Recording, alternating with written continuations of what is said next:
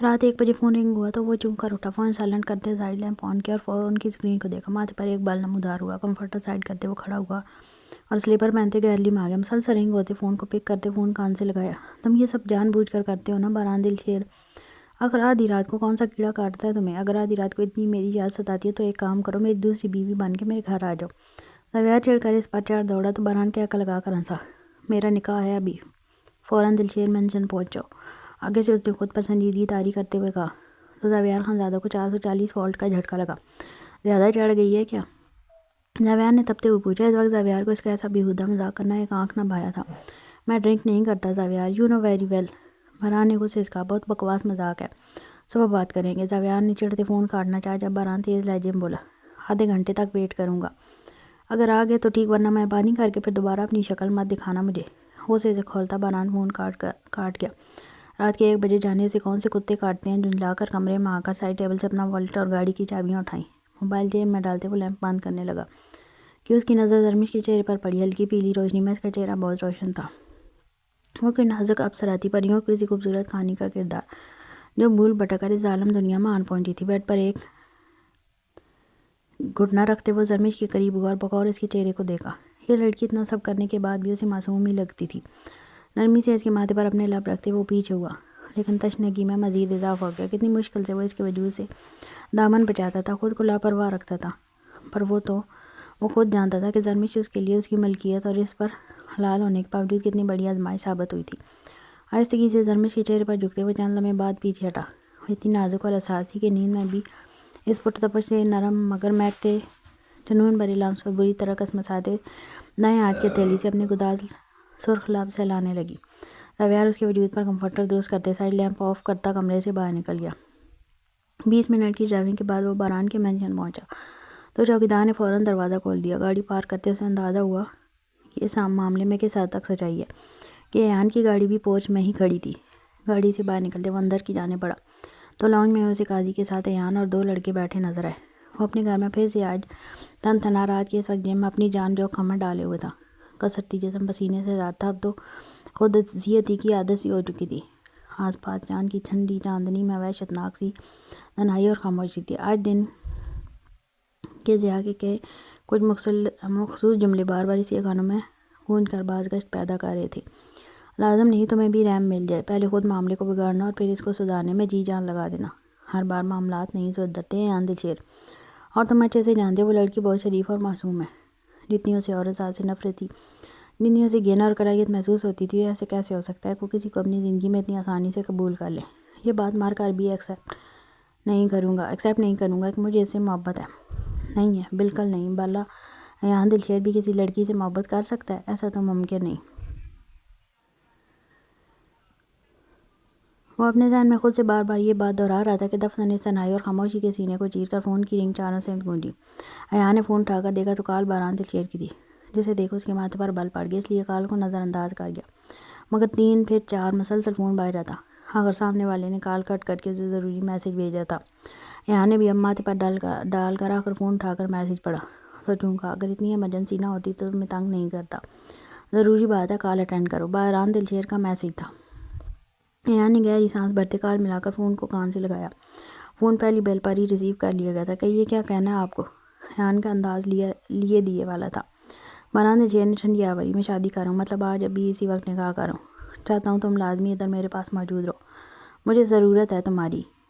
ये कहते हुए बहरान दिलशेर का लहजा मध्यम और फीका पड़ गया था कि सामने से वो ये ना कह दे कि जब मुझे आपकी ज़रूरत थी आप नहीं थे, तो आज मुझसे क्यों तवक्को कर रहे हैं कि आपको ज़रूरत होगी तो मैं आऊँगा।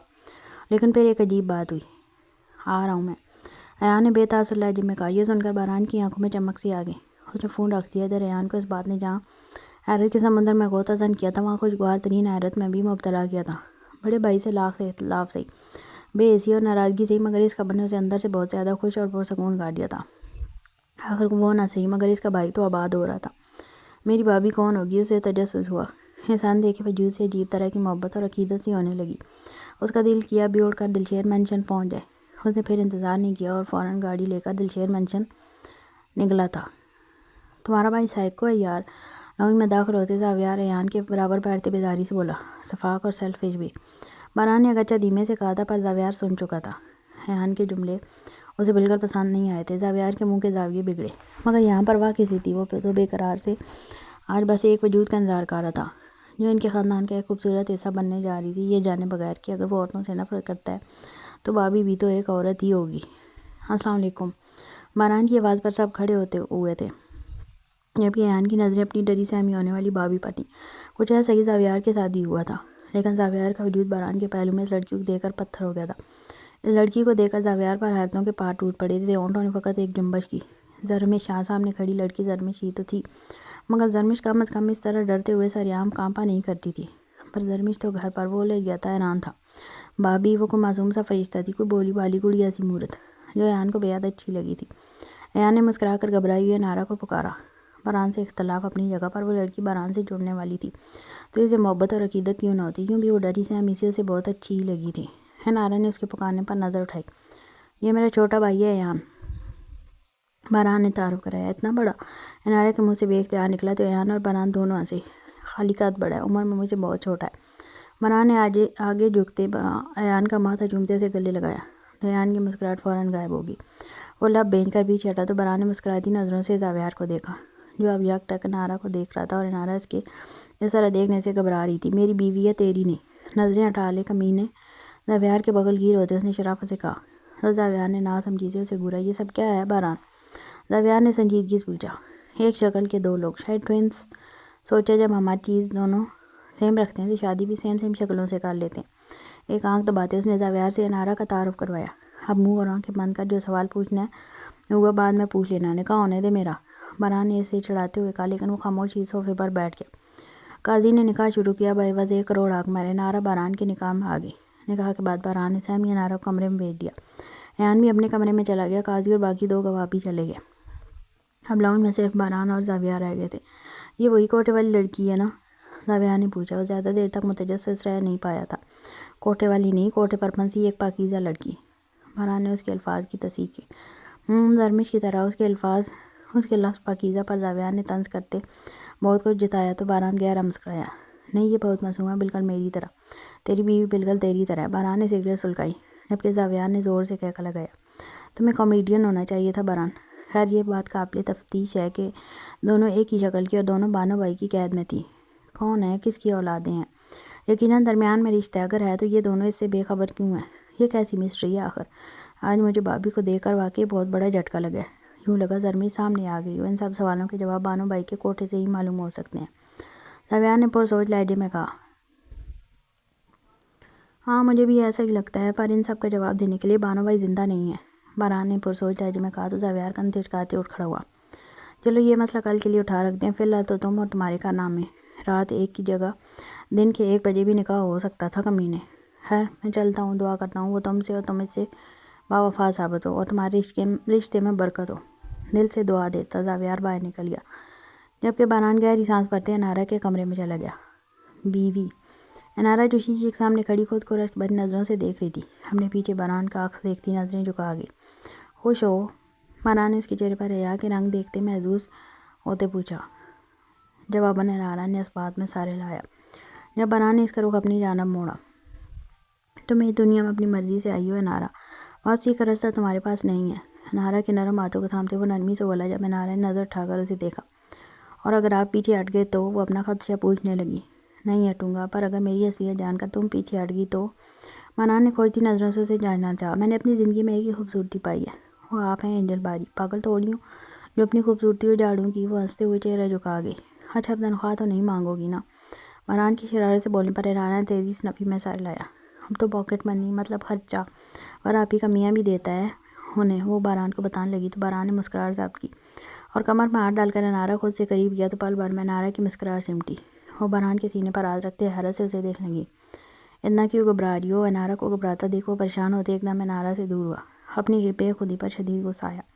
وہ ابھی اس چیز کی متحمل نہیں تھی، باران دلشیر اچھے سے جانتا تھا، اس لیے فی الحال اسے محتاط رہنے کی ضرورت تھی۔ جبکہ باران کو یوں دور ہوتا دیکھ انارا کو مزید گھبراہٹ ہوئی۔ اگلے ہی لمحے وہ باران کے سینے میں اپنا چہرہ چھپا گئی۔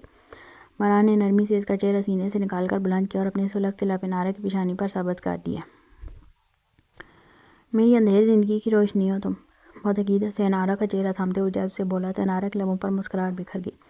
کافی رات ہوگی، آرام کرو ورنہ طبیعت بگڑ جائے گی۔ ایک آخری نظر انارا کے چہرے پر ڈالتے وہ کمرے سے باہر نکل گیا۔ انارا اپنی جگہ پر کھڑی دروازے کو یک ٹک دیکھتی رہی، اپنے دونوں ہاتھوں سے خود کوئی گلے لگاتے بیڈ پر گرنے کے انداز میں لیٹ گئی۔ وہ مسلسل مسکرا رہی تھی۔ رات بہت حسین تھی، ہر جگہ قمقمے جل اٹھے تھے، جس میں انارا کے خواب جگمگانے لگے تھے۔ وہ آنکھیں موند گئی اور ایک چین کی تشکیل کردہ دنیا میں کھونے لگی جو باران اور اس کی زندگی کے گرد گھومتی تھی۔ اگلی صبح کافی پر رونق تھی۔ ایان صبح جلدی اٹھا تھا۔ جمنگ کے بعد وہ کمرے میں جانے لگا تو باران سے پھر ٹکراؤ ہوا۔ باران اس سے بات کرنا چاہتا تھا پر ایان نے رکنے کی زحمت نہیں کی۔ باران نے بھی فی الوقت اسے اس کے حال پر چھوڑ دیا تھا۔ جب ایان یونیورسٹی کے لیے تیار ہو کر پوچھ میں آیا، اس سے پہلے وہ گاڑی میں بیٹھتا، پیچھے سے باران کی آواز سنائی دی، رحم اچھی لڑکی ہے، شریف بھی ہے، میں نے اس لڑکی کی اور اس کے باپ کی ساری معلومات نکلوائی ہے، کہیں سے بھی کوئی برائی نظر نہیں آئی سوائے کلاس ڈفرینس کے۔ باران اس وقت بلیک سینڈو اور ٹراؤزرز میں تھا، ہاتھ میں انرجی ڈرنک کی بوتل تھی۔ میں نے آپ سے کہا تھا مجھ پر نظر مت رکھیں اور میرے معاملات سے دور ہیں۔ بہت مشکل سے اس غصہ ضبط کرتے کہا، پسند کرتے ہو تو سیدھا نکاح کرو ایان، یوں بزدلوں کی طرح لڑکیوں کے گھروں میں گھسنا تمہیں زیب نہیں دیتا۔ باران کا کہنا تھا کہ ایان کا پارا چڑھنے لگا۔ آپ نے اپنا نکاح کر لیا نا، کافی ہے، اپنی زندگی میں خوش اور آباد رہیں اور مجھے میرے حال پر چھوڑتے میری زندگی جینے دیں۔ اور اگر آپ کے پاس کچھ وقت ہے دوسروں کے لیے تو ایک لاوارث کو ملک سے باہر پھینک رکھا ہے، اسے دیکھ لیں کہ زندہ ہے یا مر گئی۔ بے شک آپ کا خون نہیں ہے پر میں اور وہ ایک ہی ماں کے پیٹ سے پیدا ہوئے ہیں۔ آہستہ مگر اپنے ہر لفظ پر زور دیتا وہ گاڑی میں بیٹھ گیا، جبکہ باران کا چہرہ انتہائی حد تک سرخ ہو گیا تھا۔ گہری سانس لیتے خود پر ضبط کیا۔ باران دلشیر جانتا تھا ایان کا کافی دنوں سے الف سے رابطہ نہیں ہو پایا ہوگا، تبھی وہ اتنا ہائپر ہو رہا تھا، مگر اسے حقیقت کہاں معلوم تھی۔ وہ سچائی سے بے خبر تھا جو صرف باران دلشیر جانتا تھا یا اس کے فرشتے۔ گاڑی دلشیر بنچن سے باہر نکلی۔ ایان ریش ڈرائیونگ کر رہا تھا، دماغ کی نسیں پھولنے لگی تھی جب یک تنگ گاڑی کو سڑک کے کنارے پر بریک لگائی۔ گہری سانس بھرتے اپنی آنکھوں میں نمی اترتی نمی کو دیکھا۔ سب سچ کہتے ہیں، ماں باپ کا ہونا زندگی کی ہر عمر میں ضروری ہوتا ہے، بڑے بھائی بہن تو اپنی زندگی میں مگن ہو جاتے ہیں۔ باران نے بھی تو یہی کیا تھا، وہ تو پہلے بھی انہیں وقت نہیں دیتا تھا اور اب تو اچانک شادی۔ اس نے کچھ دیر سوچتے جیب سے اپنا فون نکالا اور رحم کا نمبر ڈائل کیا۔ 2 دن پہلے ہی نعمان علی نے اس سے پیسے ایڈوانس لیے تھے تاکہ وہ رحم کو فون دلا سکے۔ اس کے پاس رحم کا نمبر سمائرہ کے ذریعے سے آیا تھا۔ فون پر رنگ جاری تھی، کچھ گھنٹیوں کے بعد فون اٹھا لیا گیا۔ ہیلو، فون سے مدھم سی آواز گونجی، رحم، نعمان علی۔ ایان نے سیٹ کی پوئی سے ٹیک لگاتے گہری سانس لیتے نام پکارا تو دوسری جانب سناٹا چھا گیا۔ سن رہی ہو رحم؟ کچھ دیر بعد ایان نے پکارا، آپ کے پاس میرا نمبر کیسے آیا؟ اس کے جھنجھلائے سے سوال پر ایان مسکرایا، میں نے ناشتہ نہیں کیا، مجھے پراٹھا کھانا ہے، بنا کے یوں نہیں لے آؤ۔ ابھی وہ اس کے سوال کو سرے سے نظر انداز کر گیا۔ میں نہیں لاؤں گی، وہ فوراً بولی۔ تم لاؤ گی، ایان نے مسکراتے اپنی بات پر زور دیا۔ میں نہیں لاؤں گی، وہ اس پر غصے سے بولی۔ تم لاؤ گی، وہ اسے زج کر رہا تھا۔ میں نہیں لاؤں گی، اب کہ رحم کی آواز بلند ہو رہی تھی۔ تم نہیں لاؤ گی، اب کہ ایان نے اس کا جملہ دہرایا۔ میں نے کہا نا میں لاؤں گی۔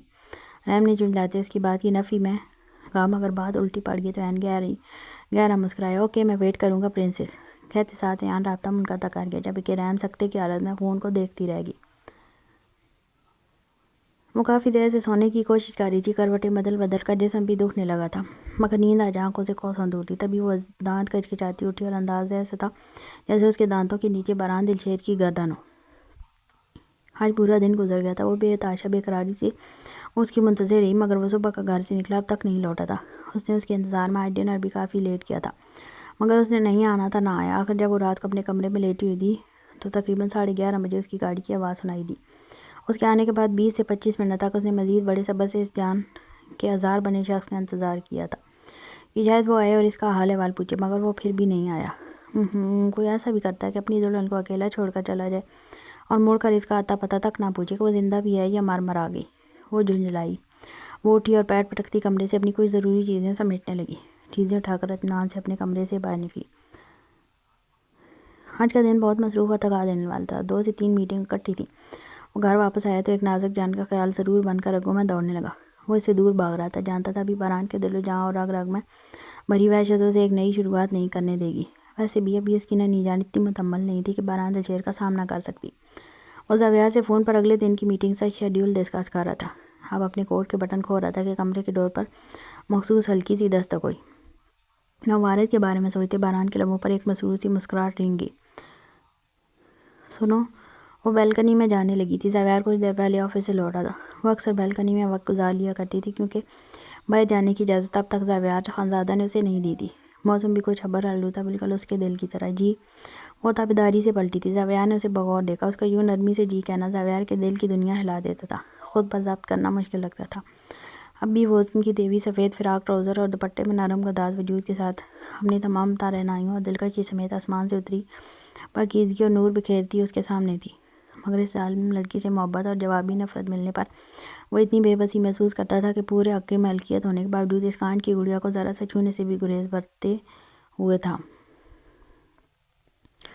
تمہاری کوئی بہن بھی ہے کیا جڑواں؟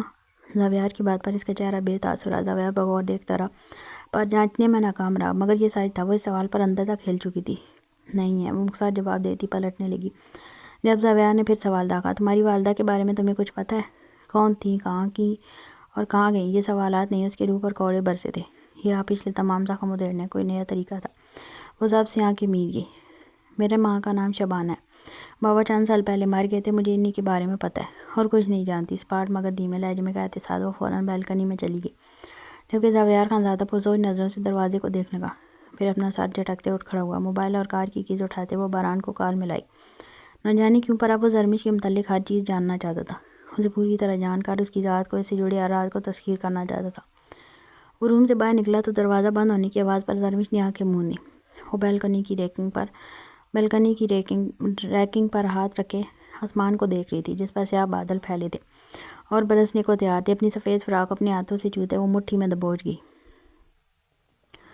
ہاں، وہ جانتی تھی اس کی ایک بہن بھی ہے۔ بچپن میں شبانہ اور اپنے باپ کی لڑائی کے درمیان ایک بار سنا تھا اس نے، پر جس طرح اسے اپنی ماں کی ذات میں کوئی دلچسپی نہیں تھی، اس طرح اپنی بہن کی ذات میں بھی کوئی دلچسپی نہیں تھی۔ اس کی ماں وجیہہ کا کردار اس کے لیے ایک بدنما داغ تھا۔ وہ شرافت کی زندگی چھوڑ کر، اس کے باپ کو چھوڑ کر اپنی اسی اندھیر دنیا میں واپس لوٹ گئی تھی۔ کیا پتہ اس کی بہن بھی اب تک وہ گالی نما پیشہ اختیار کر چکی ہو۔ یہ کس قدر اذیت کی بات تھی۔ کیا یہ داغ قبر تک اس کا پیچھا نہیں چھوڑنے والا تھا؟ یہ منفی سوچیں اس کی جان کو روک لگا کر اسے اندر سے دیمک کی طرح چاٹ رہی تھی، یہ جانے بغیر کہ اس کی ماں کا اچانک اس کے باپ کے گھر سے غائب ہو جانا شبانہ اور زریمان جیسی جانی مکار دشمنوں کا کوئی بچھایا جال بھی ہو سکتا تھا۔ اس کی ماں بے قصور بھی ہو سکتی تھی، اس کی ماں مجبور بھی ہو سکتی تھی، لیکن اب مصیبت اور پریشانی تو اس بات کی تھی کہ زاویار اس کے ماضی کو کھوج رہا تھا۔ وہ جان گیا کہ اس کی ماں طوائف تھی، تو وہ اس کے ساتھ پھر اس کی نسل کو بھی گالی دینے والا تھا، پھر تو وہ اس پر خاندانی طوائف ہونے کا ٹیگ لگا دیتا، یہ یقین کر لیتا کہ وہ کوٹھے پر اپنی مرضی سے موجود تھی۔ اگر بات پہلی سی ہوتی تو زاویار خاندان اس کے بارے میں کیا سوچتا اسے رتی برابر بھی فرق نہیں پڑتا، مگر اب تو معاملہ دل و روح سے جڑ چکا تھا۔ اس ظالم شخص سے کی گئی محبت نے یہ سوچ کر اس کے دل کا خون تک نچوڑ لیا تھا کہ اگر اسے حقیقت معلوم ہو گئی تو وہ اس کے بارے میں پھر سے بہت غلط سوچے گا۔ وہ گہری سوچ میں تھی، آنسو کب پھسل کر گال پر گرا اندازہ نہ ہوا۔ جب اچانک نظر نیچے پورچ میں پڑی، وہاں اپنی گاڑی میں بیٹھتا زاویار مبہوت اسے ہی دیکھ رہا تھا۔ وہ جھٹکے سے پیچھے ہو گئی۔ کچھ دیر بعد اسے گاڑی کے ہارن کی آواز سنائی دی۔ وہ واپس ریکنگ کے قریب آئی۔ نہ جانے کتنی دیر وہاں کھڑی ہوئی تھی، جب اس کی نظر نیچے لان میں پڑی، جہاں محمل چپکے سے لان میں رکھے کانٹ چانٹ کیے فالتو پودوں اور شاخوں کے ڈھیر کے پیچھے چھپ رہی تھی، اور زرمش پر نظر پڑی تو ہونٹوں پر انگلی رکھتے زرمش خاموش رہنے کا اشارہ کیا۔ اس کا اشارہ سمجھتے زرمش مسکراتے ہونٹوں پر انگلی رکھ گئی۔ اگلے ہی لمحے محمل نے وہیں کھڑے زور سے چیخ ماری، تو ایک پل کو زرمش بھی دنگ رہ گیا۔ محمل کباڑ کے پیچھے اس طرح بیٹھی تھی گویا نیچے دب گئی ہو، اور زور زور سے چلانے لگی تھی۔ اس کو جان بوجھ کر یہ حرکتیں کرتے ہوئے دیکھ وہ وہیں پتھر بنی کھڑی تھی۔ جب بازار کے سارے ملازمین دوڑتے ہوئے محمل کی طرف گئے، وہ بھی اب محمل کے پاس جانے کے ارادے سے فوراً کمرے سے باہر نکلی، پر وہاں کسی ملازمہ کو نگرانی پر نہ پا کر قدم روک گئی۔ یوں لگا قید سے آزادی ملی ہے، اس گھر میں اب اس کا دم گھٹنے لگا تھا۔ محمل بالکل ٹھیک تھی، وہ جانتی تھی، یقیناً وہ محمل کی شرارت سمجھ گئی تھی، پر یہ اس کے پاس بہترین موقع تھا۔ وہ نیچے جانے کا ارادہ ترک کرتی اوپر سیڑھیوں کی جانب قدم بڑھا گئی۔ ابھی دوسری سیڑھی پر ہی قدم رکھا تھا جب تیز بارش برسنے کی آواز پر بال کو رکی۔ موسم تبدیل ہو رہا تھا، ہوا میں خنکی بہت زیادہ ہو گئی تھی۔ یہ سردی کی آمد کی بارش تھی۔ ہر خیال کو جھٹکتے وہ سیڑھیاں عبور کر گئی۔ جب چھت پر پہلا پاؤں لگا تو بارش کے ٹھنڈے یخ پانی نے ٹھٹرنے پر مجبور کر دیا، پر وہ ڈھیٹ بنی آگے بڑھ گئی۔ چند لمحوں میں وہ سر تا پیر مکمل بھیگ چکی تھی۔ سفید لباس اور بال گیلے ہوتے جسم سے چپکنے لگے۔ وہ آنکھیں موندتی منہ اوپر کیے کھڑی ہو گئی۔ بارش کی بوندوں کے ساتھ کچھ ہی پلوں میں گرم سیال بھی شامل ہو گیا۔ ناپاک وجود، بد کردار، اپنے بازوؤں کو چھوتے اچانک دماغ میں باز گشت شروع ہوئی۔ محلے کی عورتوں کا کہا گیا ایک لفظ اچانک سے لبوں سے سسکی برآمد ہوئی۔ نہیں برداشت ہو رہا، اللہ جی مجھ پر رحم فرما۔ اگر چاہیے میرے ہی گناہوں کی سزا ہے تو میں تیری رحمت سے مایوس نہیں، مجھے معاف کر دے، اگر یہ آزمائش ہے تو تیری بندی بہت کمزور ہے، تو اس آزمائش کو ختم کر دے۔ وہ زمین پر گرتی سے سکی، سر گھٹنوں پر جھکنے لگا، وہ ہچکیوں سے زاروں قطار رونے لگی۔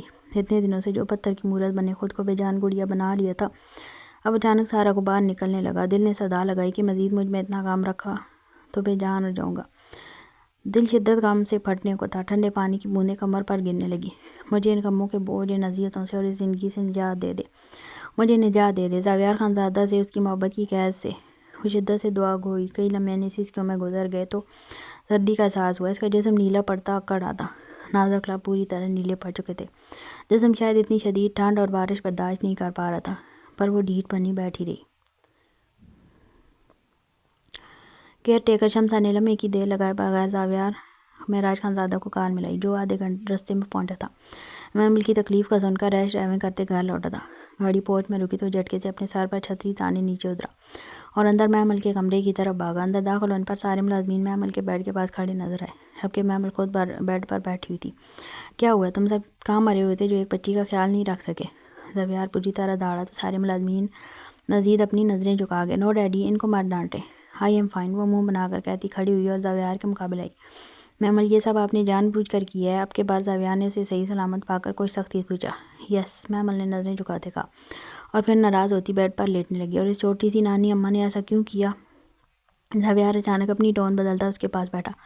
اس لیے کہ سب محمل کے پاس آ جائیں۔ نہ موم اب محمل سے پیار کرتی ہے، نہ محمل کے ڈیڈ، کوئی بھی محمل کی کیئر نہیں کرتا، کوئی محمل سے پیار نہیں کرتا، محمل نے روتے ہوئے کہا۔ تو زاویار کو احساس ہوا یہ آنسو جو اس کی بیٹی کی آنکھ سے گر رہے ہیں وہ اس کے لیے نہیں، سرمش کے لیے ہیں۔ جب اچانک ذہن میں جھماکا سا ہوا، پلٹ کر دیکھا تو اب تک ملازمین سر جھکائے کھڑے تھے۔ اس میں سرمش کی نگرانی کرنے والی لڑکی بھی تھی۔ تم دونوں یہاں کیا کر رہی ہو؟ تمہارا یہاں کیا کام ہے؟ وہ کھڑا ہوتا نہ سختی سے بولا تو دونوں گھبرا گئیں۔ محمل، میری جان، بابا کو پریشان مت کرو، پرومس کرتا ہوں اماں کی طبیعت ٹھیک ہو گئی ہے، اب وہ آپ کو پہلے جیسا وقت دیں گی۔ اوکے، زاویار نے اس کا ماتھا اور منہ چومتا تو وہ مسکرا دی۔ اوکے، آپ کی ٹیوشن کا وقت ہو گیا، آپ صبا کے ساتھ اسٹڈی میں جائیں، میں ماما کو آپ کے پاس لاؤں گا۔ زاویار نے اسے تسلی دی۔ وہ مطمئن ہوتی صبا کا ہاتھ تھام کر اسٹڈی میں چلی گئی۔ وہ شمسا کی جانب گھوما۔ آج اگر تم لوگوں کی لاپرواہی کی وجہ سے اس خراب موسم میں اس نے گھر سے قدم بھی باہر نکالا ہوا ہوگا تو میں تم دونوں کو شوٹ کر دوں گا۔ وہ داڑا، لیکن زاویار ان کا جواب سننے کو رکا نہیں تھا، بلکہ تیزی سے کمرے سے باہر نکلتے اپنے کمرے کی طرف بھاگا تھا۔ اپنے کمرے میں قدم رکھتے اس کا دل ایک پل کو تھم سا گیا، کیونکہ کمرہ خالی تھا۔ پھر ضبط سے مٹھی بھینچی اس نے بیلکنی، اسٹڈی، ڈریسنگ روم اور واش روم سب چیک کیا، وہ کہیں نہیں تھی۔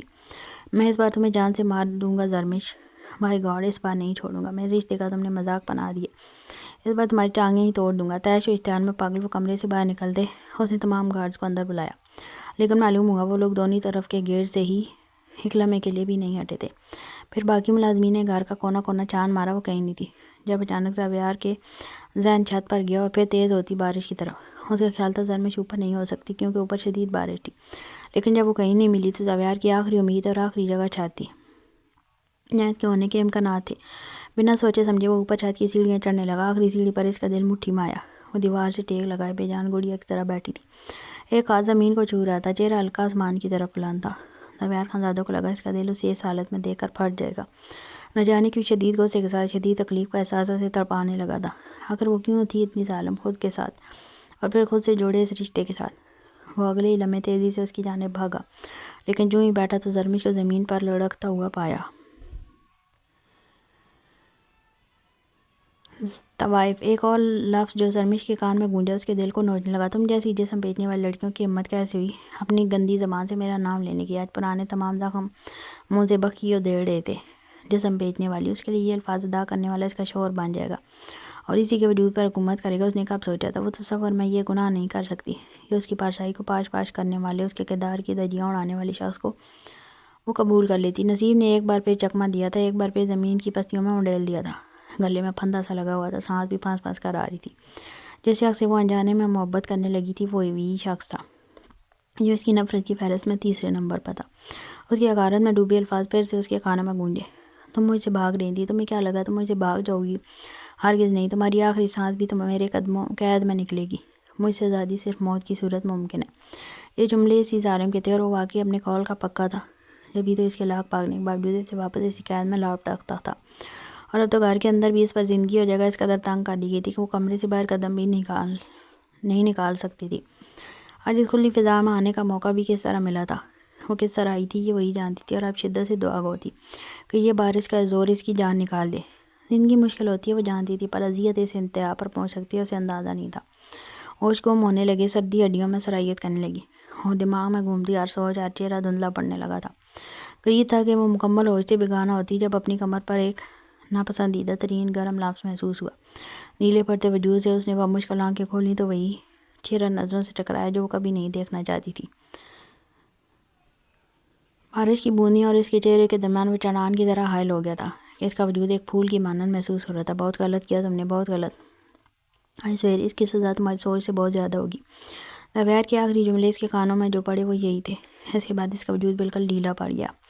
ہے آنکھیں کھولو، اس مضبوط توانا جسم والے بے مہر شفاف سخت گیر انسان نے غصے سے پاگل ہوتے حلق کے بل چلا کر کہا، لیکن وہ ویسے ہی بے سود اس کے بازو میں پڑی رہی۔ جب بے اختیار اس نے نرمی سے اسے اٹھایا، قیمتی متاع کھو جانے کا خوف اس کی چال سے ظاہر تھا۔ تیزی سیڑھیاں اترتے اس نے پاؤں کی ٹھوکر سے دروازہ کھولا اور اسے کانچ کی گڑیا مانند بیڈ کے درمیان نرمی سے لٹایا۔ سر میں کچھ مدد کر سکتی ہوں؟ شمسا نے گھبرا کر پوچھا، جو اس کے بیڈ روم کے دروازے پر ایستادہ تھی، پر یہ سوال اسی کے لیے وہ بارے جان ثابت ہوا۔ اپنی بکواس بند کرو اور دفع ہو جاؤ یہاں سے، تم سب سے میں بعد میں حساب لوں گا۔ ایک لڑکی کی نگرانی نہیں کر سکے؟ شمسا اس کے غصے سے ڈر کر کمرے سے باہر نکل گئی۔ جبڑے اور آنکھیں میٹ کر خود پر ضبط کرتے اس نے دروازہ بند کیا اور فوراً کمرے کا ہیٹر آن کیا۔ اس کے قدم اب بیڈ پر پڑے بے ہوش وجود کی طرف اٹھے تھے۔ آج دوسری بار اس کے ہاتھ پاؤں ٹھنڈے پڑے تھے۔ وہ بیڈ کے قریب اس کے پاس بیٹھا، وہ معصوم چہرہ اسی کی جانب تھا۔ ٹیر پر بالوں کی سنہری لٹیں بکھر کے چپکی ہوئی تھی۔ اپنی ایک انگلی سے اس نے اس کے بال پیچھے کیے تو بھیگا ہوا نرم ملائم سفید چہرہ جس میں نیلے رنگ کی امیزش تھی بے اختیار وہ اس کے چہرے پر جھکا، اور پھر اس چٹان سے مضبوط اعصاب کے مالک کو لگا اسے اتنا سکون کبھی نہیں ملا۔ اس نے اتنا سکون کبھی اپنی پہلی محبت کے ساتھ بھی نہیں پایا تھا۔ وہ بظاہر اس لڑکی سے شدید نفرت کا دعوے دار تھا، پر اس کا دل کب نہیں تڑپا تھا اس کے لیے۔ روزانہ ہی تو وہ اس کے پہلو میں سوتی تھی اور وہ دل کو پتھر کر لیتا تھا، لیکن لاکھ نظریں پھیرنے کے باوجود اس کا دل اس مومی وجود کے لیے ہمکنے لگا تھا۔ ہونٹ چہرے پر سفر کرنے لگے اور ہاتھ کی پکڑ خود بخود اس کی کمر پر مضبوط ہو گئی۔ مجھے جانے دیں خدا کے لیے۔ بند آنکھوں میں اس کی بھیگی آنکھوں کا عکس لہرایا۔ وہ یکدم کرنٹ کھا کر پیچھے ہٹائی، گہری سانس لے کر اپنے چہرے پر ہاتھ پھیرا۔ اگر تم یہ سوچتی ہو کہ اس طرح تم مجھ سے دور جا سکتے ہو تو تم غلط ہو، بالکل غلط۔ اب تمہارے ساتھ جو تھوڑی بہت رعایت میں نے رکھی تھی نا، وہ بھی ختم۔ ایک بار تم ٹھیک ہو جاؤ، اس بار تمہیں کہتے کہتے وہ لب بھین گیا۔ تم حسن میں بے مثال ہو۔ اگر تم سے پہلی ملاقات بحیثیت طوائف نہ ہوتی شاید تم مجھے اور میں تمہیں اتنی آسانی سے قبول کر لیتے، لیکن اب تم قبول کرنا چاہو یا نہ چاہو، تمہاری زبان پر، تمہارے دل و دماغ پر، تمہارے وجود پر، تمہاری روح پر، ہر جگہ مجھے اپنا نام چاہیے۔ زبیر اس کے کان کے قریب پھنکارا۔ زرمش کے وجود سے دور ہوتے وہ بیڈ سے اترا تو نظریں اس کی بھیگی فراک پر پڑیں جو گیلی ہونے کے باعث ہیٹر کی گرمی کو اس تک کے وجود تک پہنچنے میں ناکام کر رہی تھی۔ چند ثانیے تک وہ سوچتا رہا کہ کیا کرے۔ حیا اس کے کپڑے تبدیل کرنے کے لیے ملازمہ کو بلائے یا یہ کام خود سر انجام دے، لیکن پھر یکدم خیالات کا رخ پلٹ گیا۔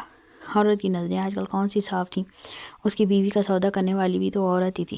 وہ جس قدر حسین تھی، وہ کیوں کسی غیر عورت کے سامنے بھی اپنی بیوی کو اپنے ہی لباس کو بے حجاب کرتا، جبکہ شریعت نے اس کی بیوی کا ستر اس پر جائز رکھا تھا۔ اس کی بیوی تھی، وہ اس پر حق رکھتا تھا۔ بیماری میں جس طرح زرمش اس کی ہر طرح کی خدمت کی ذمہ دار تھی، اس طرح وہ بھی اپنی بیوی کی خدمت کا ذمہ دار تھا۔ فیصلہ کرتے نتیجے پر پہنچے زیادہ مشکل نہیں ہوئی تھی۔ وہ وارڈروب کھول کر ایک ڈھیلا آرام دہ ہلکے گلابی رنگ کا کرتا شلوار نکال چکا تھا۔ جب زرمش کی وارڈروب پر نظر پڑتی اس کے ہونٹ گہرے مسکرائے۔ ایک نظر پلٹ کر زرمش کو دیکھا۔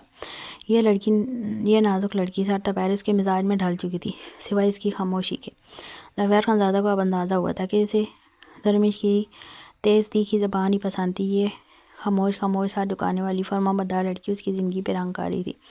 زرمش کی وارڈروب میں ایک لباس زبیر خانزادہ کی پسند کا تھا۔ وہ بیڈ تک واپس آیا اور سوچنے لگا لائٹ آف کرے یا نہ کرے۔ دماغ نے کہا آف کر دے، لیکن پھر دل نے احتجاج کیا اور ساتھ ایک دلیل بھی دی کہ اندھیرے میں بھلا کام کیسے ہو سکتا ہے۔ زبیر کی نظروں میں وہ منظر لہرایا جب اس نے زرمش کے بے حجاب نازک خوبصورت کمر دیکھی تھی، لیکن صرف ایک نظر، جب وہ اس کی محرم نہیں تھی۔ اچانک دل واپس اس وجود کو دیکھنے کے لیے بے چین اور بے قرار ہوتے میں چل اٹھا، جبکہ اب تو آنکھوں کو بھی شرعی لائسنس مل چکا تھا۔ اپنے ان بے باک خیالات پر خود کو ڈپٹتے اس نے اپنے آپ کو جھڑکا اور پھر دل کی دلیل پر سر خم کرتے خود کو جتایا کہ اندھیرے میں وہ کام نہیں کر سکتا۔ وہ بیڈ پر بیٹھ کر نرمی سے زرمش کا لباس تبدیل کرنے لگا۔ جب نظر اس کی کمر پر ٹھہر سکی، اچانک دل زور سے دھڑکنے لگا۔ دھڑکن کان میں سنائی دی تو دل کی دنیا زیر زبر ہو گئی۔ زبیر کو لگا اس کا دل پسلیوں سے باہر آ جائے گا۔ अपने हाथ से इसके पहलू को नरमी से छुआ। यूँ लगा जैसे किसी नरम मुलायम मखमल को छू लिया। जब हाथ घूमता कमर के किनारे पर पहुंचा तो उंगली की हसियात तब्दील हो गई। लगा जैसे बदन पर कुछ खुरदरापन है। थोड़ा झुक कर देखा तो ज़ावेर खानज़ादा का सारा खुमार एक लम्हे में भाग से उड़ा। जख्म था जो शुरू तो पहले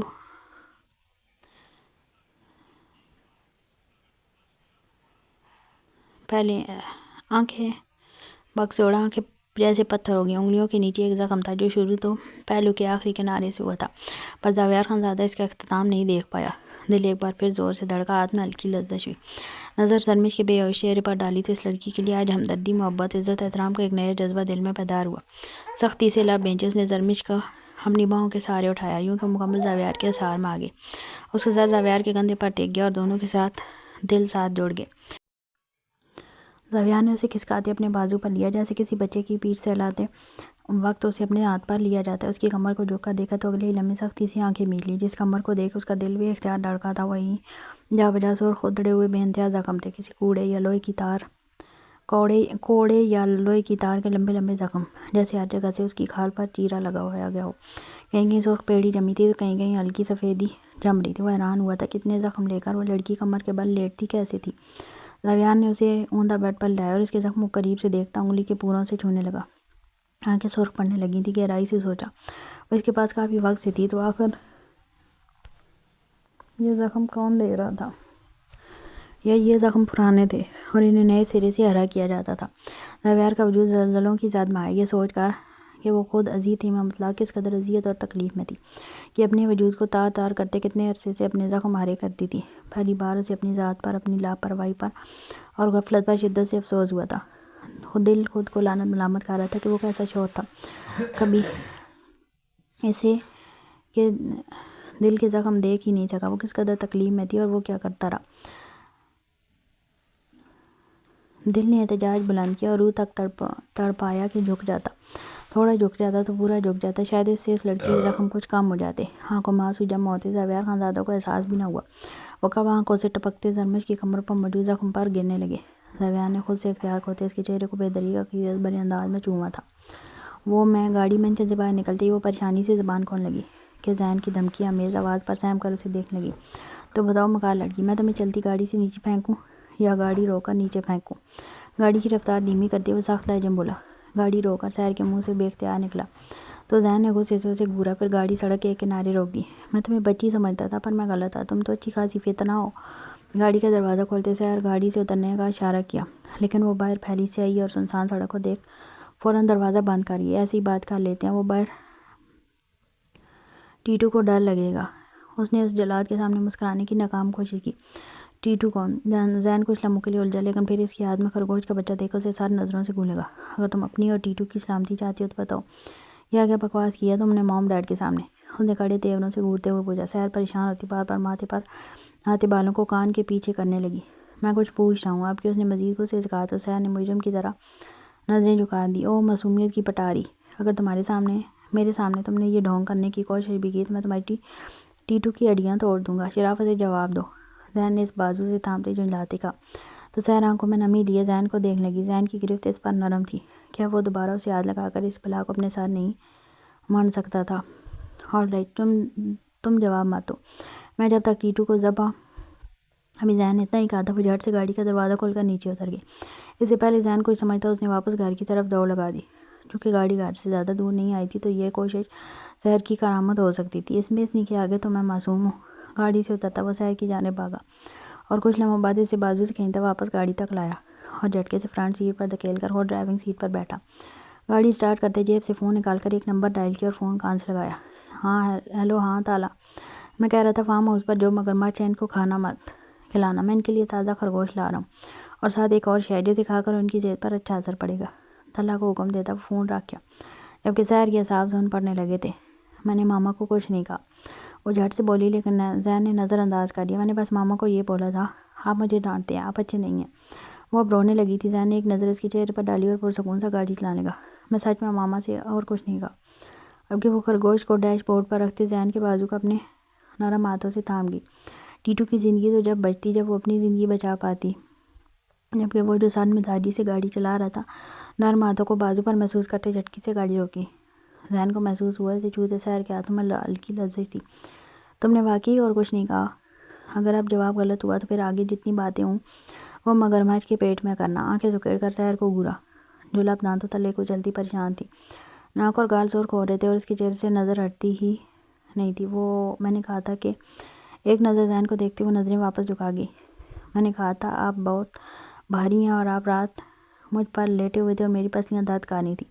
سحر کی غور افشانی پر اس کا منہ کھل گیا، چہرہ سرخ پڑنے لگا۔ وہ اب کیسے پیش کرتا سب کو، نہ جانے اس کے ماں باپ کیا سوچ رہے ہوں گے اس کے متعلق۔ ذہن کا دل کیا اس کی سچ موچی چٹنی بنا کر الزام سچ ثابت کر دے، اور میں نے بس یہ کہا کہ آپ نے مجھے یہاں ٹچ کیا۔ سحر نے اپنی گردن کے حصے کی طرف اشارہ کیا تو ذہن نے بے اختیار اپنا سر تھام لیا۔ سمجھ نہ آیا اسے مارے یا خود کو مار لے۔ اور پھر موم نے تم سے کیا کہا؟ ضبط سے ہونٹوں پر مٹھی جماتے غصے سے پوچھا۔ سحر پل میں مکمل سرخ ہو گئی۔ میں نہیں بتا سکتی، وہ قطعیت سے بولی تو ذہن کا دماغ گھوم گیا۔ اتنا تو اسے اندازہ ہو گیا تھا یہ لڑکی لاڈلی ہونے کے ساتھ ساتھ خاصی ڈھیر بھی واقع ہوئی ہے۔ سیدھے سے بتا رہی ہو یا یہیں تمہارا عشر بگاڑ دوں؟ ایک جھٹکے سے سحر کا بازو دبوچتے وہ غصے سے بولا تو ذہن کے یوں قریب ہونے پر سحر کا دل کانوں میں دھڑکنے لگا۔ انہوں نے کہا ہے شور ہے ایسے کمرے کی باتیں باہر نہیں بتاتے۔ بہت مشکل سے یہ الفاظ ادا کیے۔ یہ الفاظ ذہن نے بھی تو اسے کہے تھے، پر ذہن کی بات کا اس نے رتی برابر اثر نہیں لیا تھا۔ وہ غصے سے پاگل ہونے لگا۔ اسی دوران سحر کی دھڑکنیں مزید بگڑنے لگی تھی۔ میرا دل اوپر آ رہا ہے۔ اپنی کیفیت سے گھبراتی وہ رونے لگی تھی۔ یوں لگتا تھا دل بند ہو جائے گا، دم گھٹ جائے گا۔ مجھے ہارٹ اٹیک ہو رہا ہے، وہ ذہن کو دیکھتے خوف سے بولی تو ذہن نے اس کا بازو چھوڑ دیا۔ گاڑی سے نیچے اترتے کھلی فضا میں گہری سانس لی اور پھر زور سے اپنا پاؤں گاڑی کے ٹائر پر مارا۔ کہاں پھنسا دیا مجھے؟ کیسے برداشت کروں گا میں اس لڑکی کو اور اس کے شوشے؟ اپنے بال نوچتا اس وقت کوئی پاگل لگ رہا تھا۔ پھر کچھ سوچتے وہ واپس گاڑی تک آیا۔ کھڑکی کے پاس جھکتے دوسری سیٹ پر بیٹھی سحر کو دیکھا تو اپنے خرگوش سے بے خبر دل کو تھامے ہوئے تھی۔ گاڑی سے باہر آؤ، ذہن کے کہنے پر وہ جھکی۔ کیوں؟ فوراً پوچھا۔ تمہارے دل کی اوپن ہارٹ سرجری کرنی ہے۔ بالکل باہر نکل رہی ہو یا میں تمہیں درست کروں؟ اس کا کہنا تھا کہ سحر کو ناچار گاڑی سے اترنا پڑا۔ اٹھک بیٹھک شروع کرو۔ گاڑی کے بونٹ پر ٹیک لگاتے اس نے نیا حکم صادر کیا۔ جی، اس نے امید بھری نظروں سے اپنے شوہر کو دیکھا کہ شاید اس جلال کو اس پر رحم آ جائے۔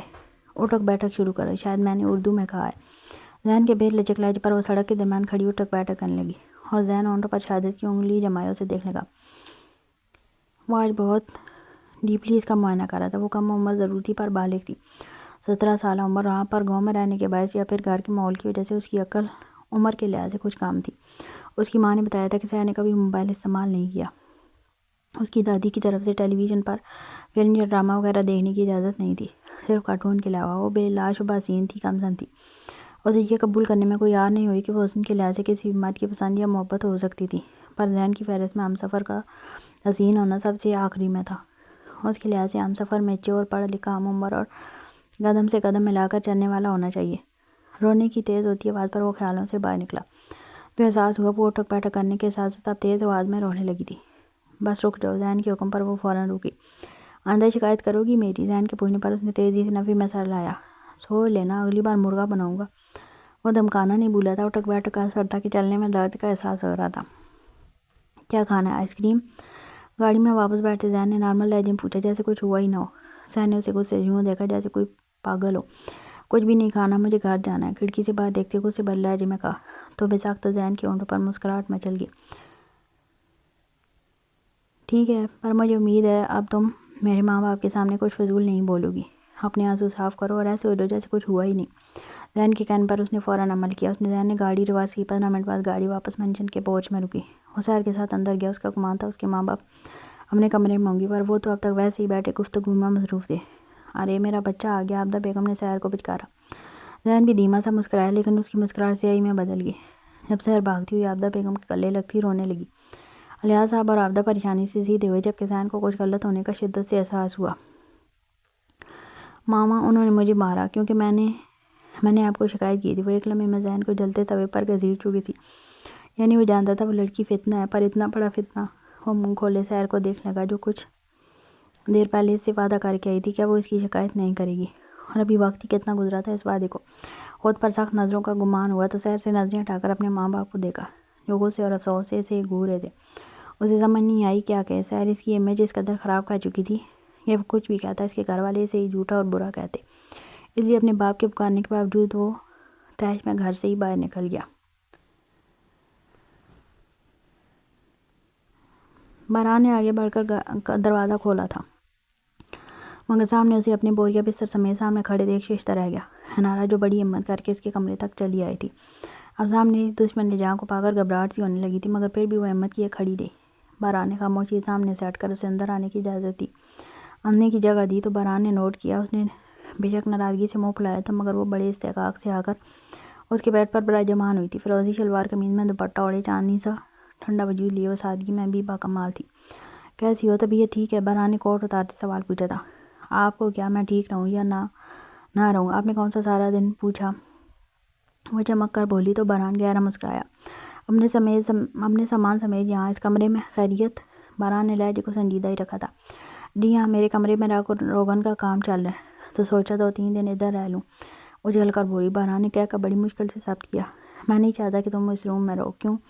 فرابی نے کہا ہے کہ شادی کے بعد بیوی وہیں رہتی ہے جہاں اس کا شوہر رہتا ہے۔ انارا نے کیوٹ سا منہ بناتے اسے سمجھایا جیسے جانے وہ کتنا ناسمجھ ہے۔ لیکن ابھی ہماری شادی پوری نہیں ہوئی، مطلب ابھی میں نے رخصتی نہیں لی۔ باران نے کوٹ سے اوپر اچھال دیکھا، فلنگ کھول کر بازو کونیاں تک فولڈ کرتے مصروف سے انداز میں کہا۔ کیوں؟ انارا کی آنکھیں حیرت سے پھیل گئیں۔ تب باران دلشیر اس کے روبرو آیا، ذرا سا جھک کر بیڈ پر اپنے ہاتھ اس کے دائیں بائیں رکھ کر اس کی آنکھوں میں جھانکا تھا۔ تمہیں خود پر اور اس ننھی منھی سی جان پر ترس نہیں آتا پنک ریبٹ؟ باران کا سر سراتا سا لہجہ ان دونوں کے درمیان انارا پہلی مرتبہ اس کی آنکھوں کی شدت بری تپش اور اس کے لہجے کی جنون کے لپک سے بہت بری طرح گھبرائی تھی۔ کیا مطلب؟ انارا کا لہجہ پہلی مرتبہ لڑکھڑایا تھا۔ وہ زیادہ دیر تک اس کی آنکھوں میں دیکھ نہیں پائی تھی۔ مطلب باران دلشیر کا سامنا کرنے کی، میرے مقابل آنے کی ہمت ہے؟ اب کی بار بھی باران نے اسی لہجے میں اس سے استفسار کیا تھا۔ اس کی سانسوں کی تپش انارا کو اپنے کان پر محسوس ہوئی تھی۔ انارا کا چہرہ تیزی سے سرخ ہوا تھا۔ اور میں آپ سے کون سی عالمی جنگ لڑنے والی ہوں جو آپ کے مقابل ہوں گی؟ وہ اس کی بے سر و پا باتوں سے جھنجھلائی۔ باران دلشیر نے ایک گہری سانس بھری، وہ اس کے سامنے سے ہٹ کر اس کے قریب بیڈ پر بیٹھ گیا۔ کھانا کھا لیا آپ نے؟ انارا کو اچانک یاد آیا۔ زویار کے ساتھ کھا لیا تھا۔ وہ کہتا اپنے فون کی بپ پر میل چیک کرنے لگا۔ مجھے نیند آ رہی ہے، میں سونے لگی ہوں۔ انارا نے ایک چھوٹی سی جمائی لی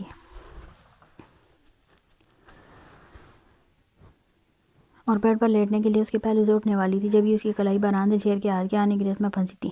باران نے اسے اپنی جانب کھینچا تو وہ کٹی ڈال کی طرح اس کے کشادہ سینے سے آن ٹھہری۔ باران وہ بکھلائی تھی، اپنے روم میں جاؤ انارا۔ باران نے اس کی آنکھوں میں دیکھتے سنجیدگی سے کہا تو سیکنڈ میں انارا کی آنکھیں ڈبڈبا گئی تھیں۔ لیکن میں اس روم میں رہنا چاہتی ہوں۔ انارا نے کالر سے اس کی شرٹ دبوچی۔ یہ مان بھی تو اسی نے اس کو بخشا تھا کہ وہ اس کا گریبان پکڑ کر بھی اس سے اپنی من چاہی بات منوا سکتی ہے۔ لیکن میں اس روم میں نہیں رہنا چاہتا، یہ کمرہ، یہ بستر بہت غلیظ اور گند ہے، تمہارے رہنے کے لائق نہیں۔ باران نے اس کی کمر کے گرد نرمی سے بازو مائل کرتے بڑی سنجیدگی سے اسے دیکھا تھا۔ انارا نے ناسمجھی سے اسے دیکھا۔ لیکن یہ تو بالکل صاف ہے، میں نے خود صبح اس کی صفائی کروائی تھی، اس نے معصومیت سے کہا۔ باران کو اس پر ٹوٹ کر پیار آیا، مگر وہ یہ پیار بھی اس پر لوٹا نہیں سکتا تھا، حالانکہ اس کا روم اس معصوم کی قربت کے لیے تڑپ رہا تھا، مگر اندر کا خالی پان اور وحشت اسے کسی طور سکون نہیں لینے دے رہی تھی۔ اسے عجیب سی گھن محسوس ہوئی۔ یہ اس گھر کا ماسٹر روم ہے، مگر پھر بھی مجھے پسند نہیں، اس لیے میں اسے اسٹڈی روم بنوا کر کسی اور روم کو مالیے سیٹ کرواؤں گا، تب تک تم اپنے روم میں رہو گی۔ باران نے کہتے اس کے ماتھے پر نرمی سے محبت کی مہر ثبت کی تو اس شدت بھرے لمس اور انارا کی سانسیں اس کے سینے میں اتل پتل مچانے لگی۔ سمجھ آئی پنک ریبٹ؟ باران نے کہتے اسے مزید سینے میں بھینچا۔ جی آ گئی، لیکن وہ کہتے ہوئے جھجک گئی۔ باران جو اس کے بعد سمجھ جانے پر پرسکون ہوا تھا، پھر سے اس کے لیکن پر اسے گوری سے نوازا۔ لیکن کیا؟ اگر آپ کو یہ روم نہیں پسند تو آپ ادھر میرے روم میں آ جائیں نا۔ انارا جھجکتے ہوئے کہتی ہے، سے متقدم کے طور پر اس کے اثار سے نکلی تھی۔ Not a bad idea. باران نے اب کی بارش سے اس کی بات کا مان بخشا تھا۔ چلو۔ وہ کھڑا ہوا۔ انارا کے چہرے پر خوشی اور سکون کی ایک خاص چمک سی ادھر آئی، جسے باران نے بخوبی نوٹ کیا اور مسکرایا۔ انارا نے واپس اپنی چیزیں اٹھائیں اور اس کے ہمراہ اس کمرے سے نکل کر اپنے کمرے میں آئی۔ سامان ٹیبل پر رکھ کر بیڈ پر نیم دراز ہوئی کیونکہ بہت نیند آ رہی تھی، تو باران بھی بیٹھ کر ان سے ٹیک لگاتے اس کے پاس نیم دراز ہوا۔ چلو سو جاؤ، باران نے بہت لہجے میں کہتے اس کے بالوں میں ہاتھ پھیرا۔ وہ جلدی گہری نیند سوئی تھی۔ اپنی کامتی انگلیوں کو پورے اور نرمی سے زرمش کے زخموں پر پھیرنے لگا۔ اسے خیال تھا جسے دیکھنے کی تمنا ہوگی وہ زخموں سے دور ہوگی۔ بہت بے اختیار ہو کر جھکتے اس نے لب زرمش کے زخم پر رکھے تو وہ بے ہوشی کے عالم میں بھی قسمت آئی، جیسے اس کے اس پرحدت عمل سے اس کی زخموں کو تپش پہنچتی اسے تکلیف ہوئی ہو۔ اگلی لمحے زویار کھڑا ہوا اور الماری کے نیچے والے حصے سے فرسٹ ایڈ باکس نکالا، اندر سے آئنٹمنٹ نکال کر اس کے پاس واپس آیا اور اس کے زخموں پر مرہم لگانی شروع کی۔ اگر ان زخموں کے دینے کے پیچھے تم ہوئی سلیمان تو میں تمہاری زندگی اس طرح برباد کروں گی کہ تم خود کے پیدا ہونے پر افسوس کرو گی۔ जबड़े पहनते वो बहुत एहतियात से उंगली के पूर पर मरहम लगाकर ज़ख्मों पर फेरा था। जब ज़ख्म पर मरहम लग गया तो हर ज़ख्म पर रुई लगा दी। दरमिश के निकाले गए कपड़े वापस अलमारी में रखकर अपनी वार्डरोब खोली और अंदर से एक नरम ढीली डाली टी शर्ट निकाली और वापस दरमिश को सीधा लिटा दी। टी शर्ट दरमिश को पहना दी। बेहोशी में होने के बावजूद दरमिश के चेहरे पर घबराहट थी। अब जिस्म जो पहले ठंडे से नीला पड़ा था वो नॉर्मल हो चुका था। अपनी टी शर्ट ट्राउज़र को दरमिश के वजूद पर देखता वो कुछ पल महबूस रह गया था। कितना जज चाहता ज़ावेर का लिबास इस पर। वो कोई मासूम सी गुड़िया मालूम हो रही थी। ज़ावेर खानदान दिल से इकरार किया था कि उसने कभी किसी को इस कदर हसीन नहीं पाया, ना देखा था। अगर कोई से हसीन था भी तो इसकी नज़रों को नहीं लगा था। यू विल आल्सो पे फॉर दिस सर डार्लिंग। मेरी अमानत में तुमने बहुत बुरी तरह खयानत की है। इसका हिसाब भी बात करूँगा, तुम बहुत पछताओगी। एक बार तुम्हारे ज़ख्म ठीक हो जाए फिर ज़ावेर खानज़ादा तुम्हें इस खयानत की सज़ा देगा और इस बार न तुम्हारे आंसू नसीसियाँ ना ही झिड़कियाँ, कुछ भी काम नहीं आएगा। दरमिश के नम बालों को तकिए पर फैलाते वो दरमिश के माथे से अपना माथा टिका गया कि दरमिश की ठंडी सांसें उसकी गर्म सांसों से टकराने लगी। नज़रों का जाविया बदला तो नज़र उसके हल्के गुलाबी और हल्के नीले गाल पर पड़ी तो दिल में गुदगुदी से होने लगी। जब वो दूर थी तब वो खुद पर मुश्किल ज़ब्त करता था, फिर अब तो वो करीब थी, उसके बेहद नाजुक, बेहद नज़दीक कि उसकी सांसों की महक उसे टूट कर बहकाने लगी थी। मुंह खोलते ज़ावेर ने उसके उभरे गाल को नरमी से दांतों में दबाया था। फिर कुछ लम्हों बाद आज़ादी उसके गाल और गर्दन पर रब करने लगा।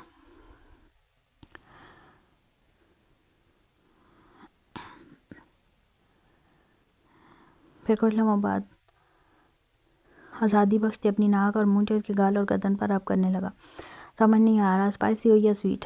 दरमिश के लबों पर अपना अंगूठा फेरते वो कोई लहजे में कहने लगा। होंठों पर जिंदगी से भरपूर चमकदार मुस्कुराहट थी।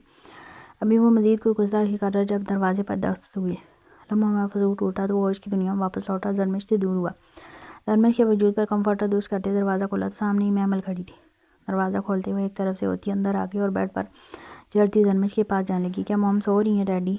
उसने उदास से पूछा। नहीं, आपकी मॉम बीमार है प्रिंसेस। महमल के पास बैठे उसने एक नज़र दरमिश को देखा, फिर जेब से अपना फ़ोन निकालते इस पर लगा पानी झटका, शायद बारिश की वजह से गीला हुआ था।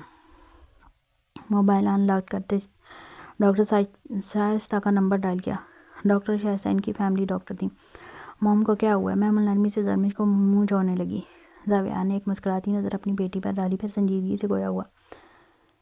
बारिश में भीगी थी ना, इसलिए सर्दी लगी, इसलिए बारिश में भीगने के लिए आपको भी मना करता हूँ। फ़ोन कान से लगाते कहा। चंद लम्हे बाद कॉल उठा ली गई। अस्सलाम वालेकुम डॉक्टर शाइस्ता, एक इमरजेंसी है, मैं गाड़ी भेज रहा हूँ, आप आ जाएँ। ज़ावेर ने महमल को खामोश रहने का इशारा करते संजीदगी से कहा। जी बस खैरियत ही है, मेरी बीवी की तबीयत ख़राब है, आप आ जाएँ। चंद कलमात और अदा करते ज़ावेर ने फ़ोन रख दिया। डैड, मॉम की पलकें कितनी बड़ी बड़ी हैं, सेम टू सेम मेरी जैसी। महमल जो कब से दरमिश के करीब बैठी थी एकदम चमक के बोली। हाँ तो आपकी मॉम है ना, तो सेम तो होना ही है। ड्राइवर को मैसेज करते हुए दरमिश की दूसरी तरफ बैठ गया। डैड, मेरा भाई कब आएगा? बहुत राज़दाराना अंदाज में सवाल पूछा गया कि एक पल को ज़ावेर चौंका, फिर गहरा मुस्कुराते अपने करीब लेटी नाजुक जान को देखा। ओह, किस कदर हसीन तस्वर था जिसमें वो नाजुक जान इसकी औलाद को अपनी कोख में रख के इसके पहलू में बैठी थी। तस्वर इस कदर हसीन था तो इसकी हकीकत कितनी हसीन होती। जैसे ही आपकी मॉम ठीक होगी हम आपका बेबी ब्रदर लाएंगे। ज़ावेर ने नरमी से दरमिश के बालों को सहलाते दूसरी हाथ से महमल की छोटा सा हाथ चूमा। सच्ची? महमल एकदम चीखी, जिस पर ज़ावेर ने उसे खामोश रहने का इशारा किया। कुछ पल और इसी तरह महमल के ऊट पटांग सवालात को सुनते गुजरे और फिर डॉक्टर शाइस्ता आ गई। ज़ावेर ने केयर टेकर के साथ महमल को उसके रूम में भेज दिया कि दरमिश का इलाज उसके सामने करना मुनासिब नहीं था। ज़ावेर ने आगे बढ़ते दरमिश को एक बार फिर सहारे से उल्टा लिटा दिया था। आहिस्ता से उसकी पहनी गई टी शर्ट को ऊपर किया कि ज़ख्म नुमाया हो जाए। अल्लाह अकबर। डॉक्टर शाइस्ता ने फ़ौरन लबों पर हाथ रखा और बेयकीनी से ज़ावेर को देखने लगी। जैसा आप सोच रही हैं वैसा कुछ भी नहीं है, ये सब दरमिश की सौतेली माँ के जुल्म का नतीजा है। डॉक्टर शाइस्ता की नज़रों का मफहूम समझते उसने स्पॉट लहजे में कहा।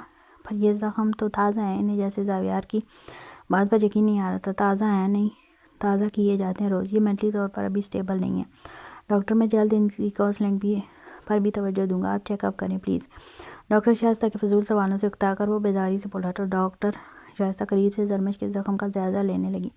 फिर 5 मिनट बाद गहरी सांस लेती पीछे। वाकई इस लड़की के साथ कोई मेंटल इशू है?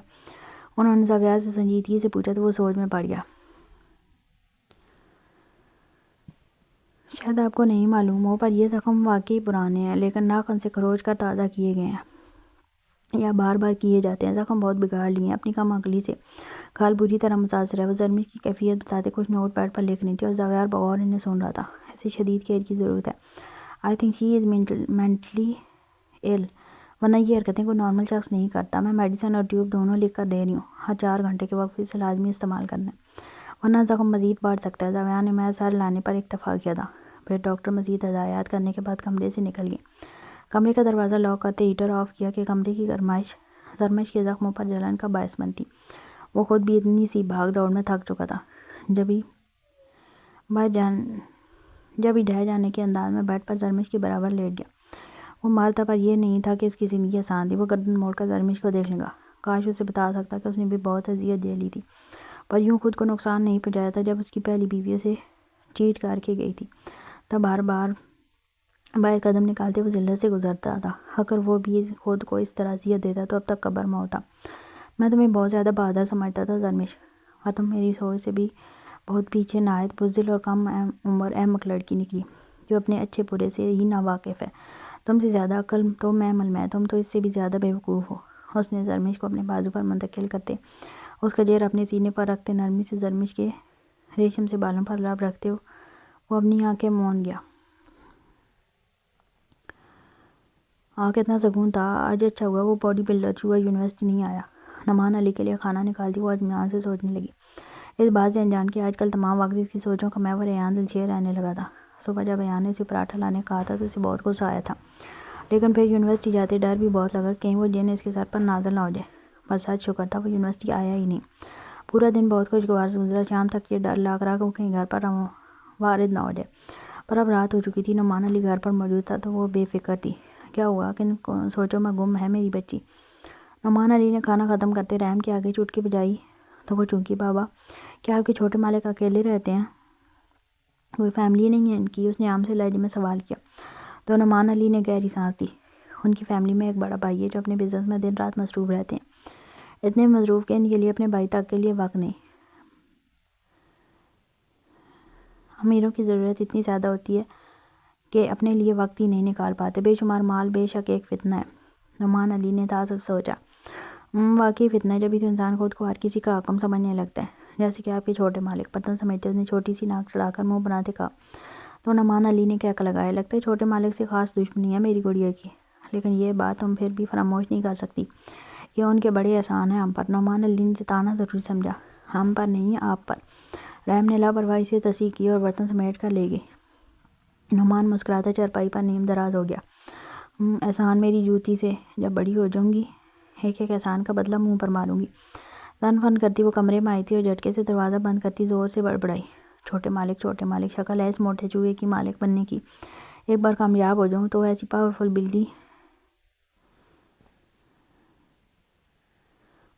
بلی ٹابٹ ہوں گی کہ چبا جاؤں گی۔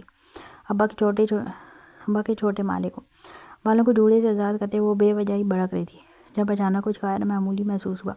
فوراً پلٹ کر دیکھا تو چارپائی کے وسط میں ایان ٹانگ پر ٹانگ جمائے برائے جماعت سنجیدگی سے اسے ہی دیکھ رہا تھا۔ جب ایان کو دیکھتے ہی زوردار چیخ منہ سے برآمد ہوئی، جبکہ اس کے شدید رد عمل پر مقابل کے اطمینان میں رتی برابر بھی فرق نہیں آیا تھا۔ وہ اب تک سکتے میں ہی تھی کہ اچانک کمرے کا دروازہ بجا۔ رحم بیٹی کیا ہوا؟ دروازہ کھولو۔ باہر سے نعمان علی کی آواز آئی تو اگلے ہی لمحے رحم کے ہاتھ پیر پھول گئے۔ رحم نعمان علی نے دوبارہ دروازے پر دستک دی۔ کچھ نہیں بابا، چوہا تھا بلڈوزر جیسا، اس لیے ڈر گئی۔ اس نے دل و جان سے کانپتے ہاتھ منہ پر رکھتے جھوٹ کہا۔ ایان محسوس کن نظروں سے اسے گھور رہا تھا۔ ٹھیک ہے دروازہ کھولو، میں بھگا دیتا ہوں چوہے کو۔ نعمان علی نے فکر مندی سے کہا، نہیں بابا آپ آرام کریں، میں خود بھگا دوں گی اس چوہے کو۔ آنکھیں میتے اس نے بے بسی سے کہا، اچھا ٹھیک ہے، ایک تو یہ تمہارے کمرے میں چوہوں کا بہت گزر ہونے لگا ہے، پتہ نہیں اتنے موٹے چوہے کہاں سے آتے ہیں۔ سو جاؤ آرام کرو، کل ان کے آنے کا راستہ تلاش کروں گا تاکہ مستقل طور پر بند کر دوں۔ نعمان علی کی آواز دور ہوتی جا رہی تھی۔ رحم نے اپنے آبشار کی طرح بکھرے بالوں کو مٹھی میں کس کر دبوچا اور غصے سے ایان کو گھورنے لگی۔ رگوں پہ میں خوف کی لہر دوڑنے لگی۔ رات کے اس وقت اس کی اس کمرے میں موجودگی اسے خوف، تیش و اشتعال سے پاگل کر گئی۔ ویسے تمہاری زبان کو تمغہ امتیاز سے نوازنے کا دل کرتا ہے، کتنی اچھی چلتی ہے، یا شاید سیزر بھی شرمندہ ہو اس کے آگے۔ اس نے سکون سے چارپائی سے کھڑے ہوتے رحم کو شرمندہ کرنا چاہا۔ آپ کی ہمت کیسی ہوئی اس وقت یہاں آنے کی؟ یہاں کیوں آئے ہیں آپ؟ میرے ابا گھر پر ہیں، خدا کے لیے جائیں یہاں سے۔ وہ غصے اور گھبراہٹ کے ملے جلے تاثرات لیے بے بسی سے بول رہی تھی۔ جبکہ ایان اسے دلچسپی سے دیکھ رہا تھا۔ اگر یہ جنگلی بلی اتنی حسین ہوگی تو میں خوشی خوشی اس کا کھانا بننے کا تیار ہوں۔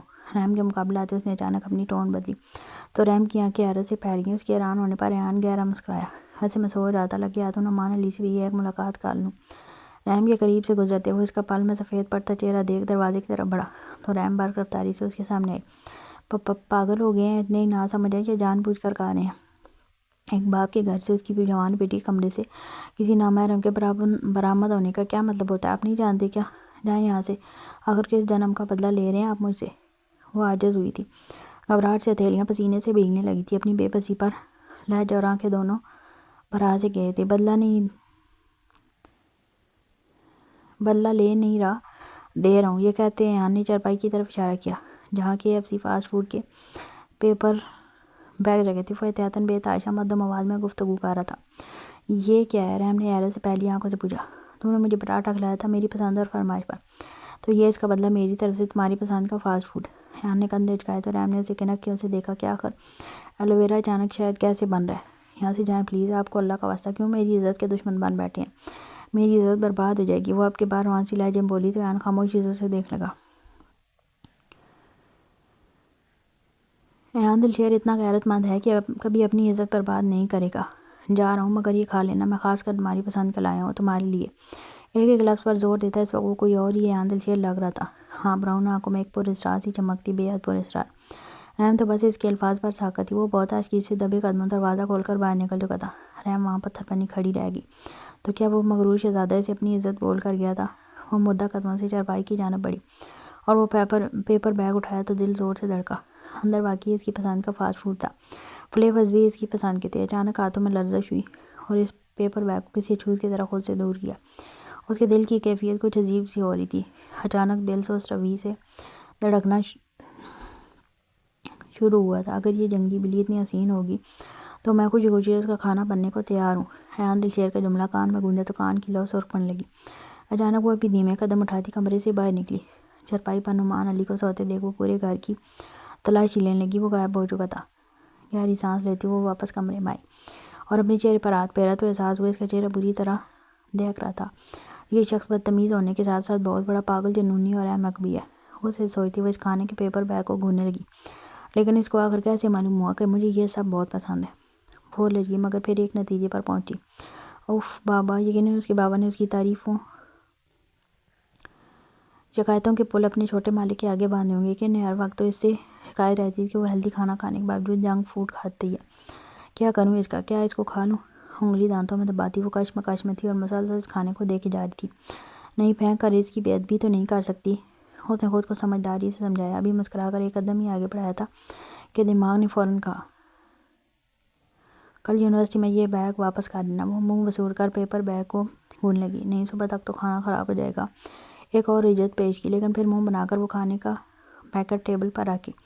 میں نہیں کھا رہی، بھوکی سمجھا کیا مجھے جو اس کا دیا ہوا کھاؤں گی؟ نحوست سے سوچتی وہ چارپائی پر لیٹ گئی، پر نیند تو جیسے اس پیپر بیگ میں قید ہو کر رہ گئی تھی۔ اف اللہ، کیا کروں؟ کھا لیتی ہوں ورنہ ضائع ہو جائے گا اور گناہ ملے گا۔ ویسے بھی اسے کون بتائے گا کہ میں نے کھا لیا تھا؟ وہ جیسے فیصلے پر پہنچی تھی، پھر چور نظروں سے پورے کمرے کو جانچا کہ کہیں وہ باڈی بلڈر چوہا کہیں سے اچانک نمودار نہ ہو جائے۔ پھر فوراً پیکٹ اٹھا کر چارپائی پر بیٹھی اور اندر سے ساری چیزیں نکالنے لگی، جس میں ایک چیز برگر، اسپائسی فرائز اور کورین ہنی بفیلو ونگز کے ساتھ مختلف ڈپس تھیں۔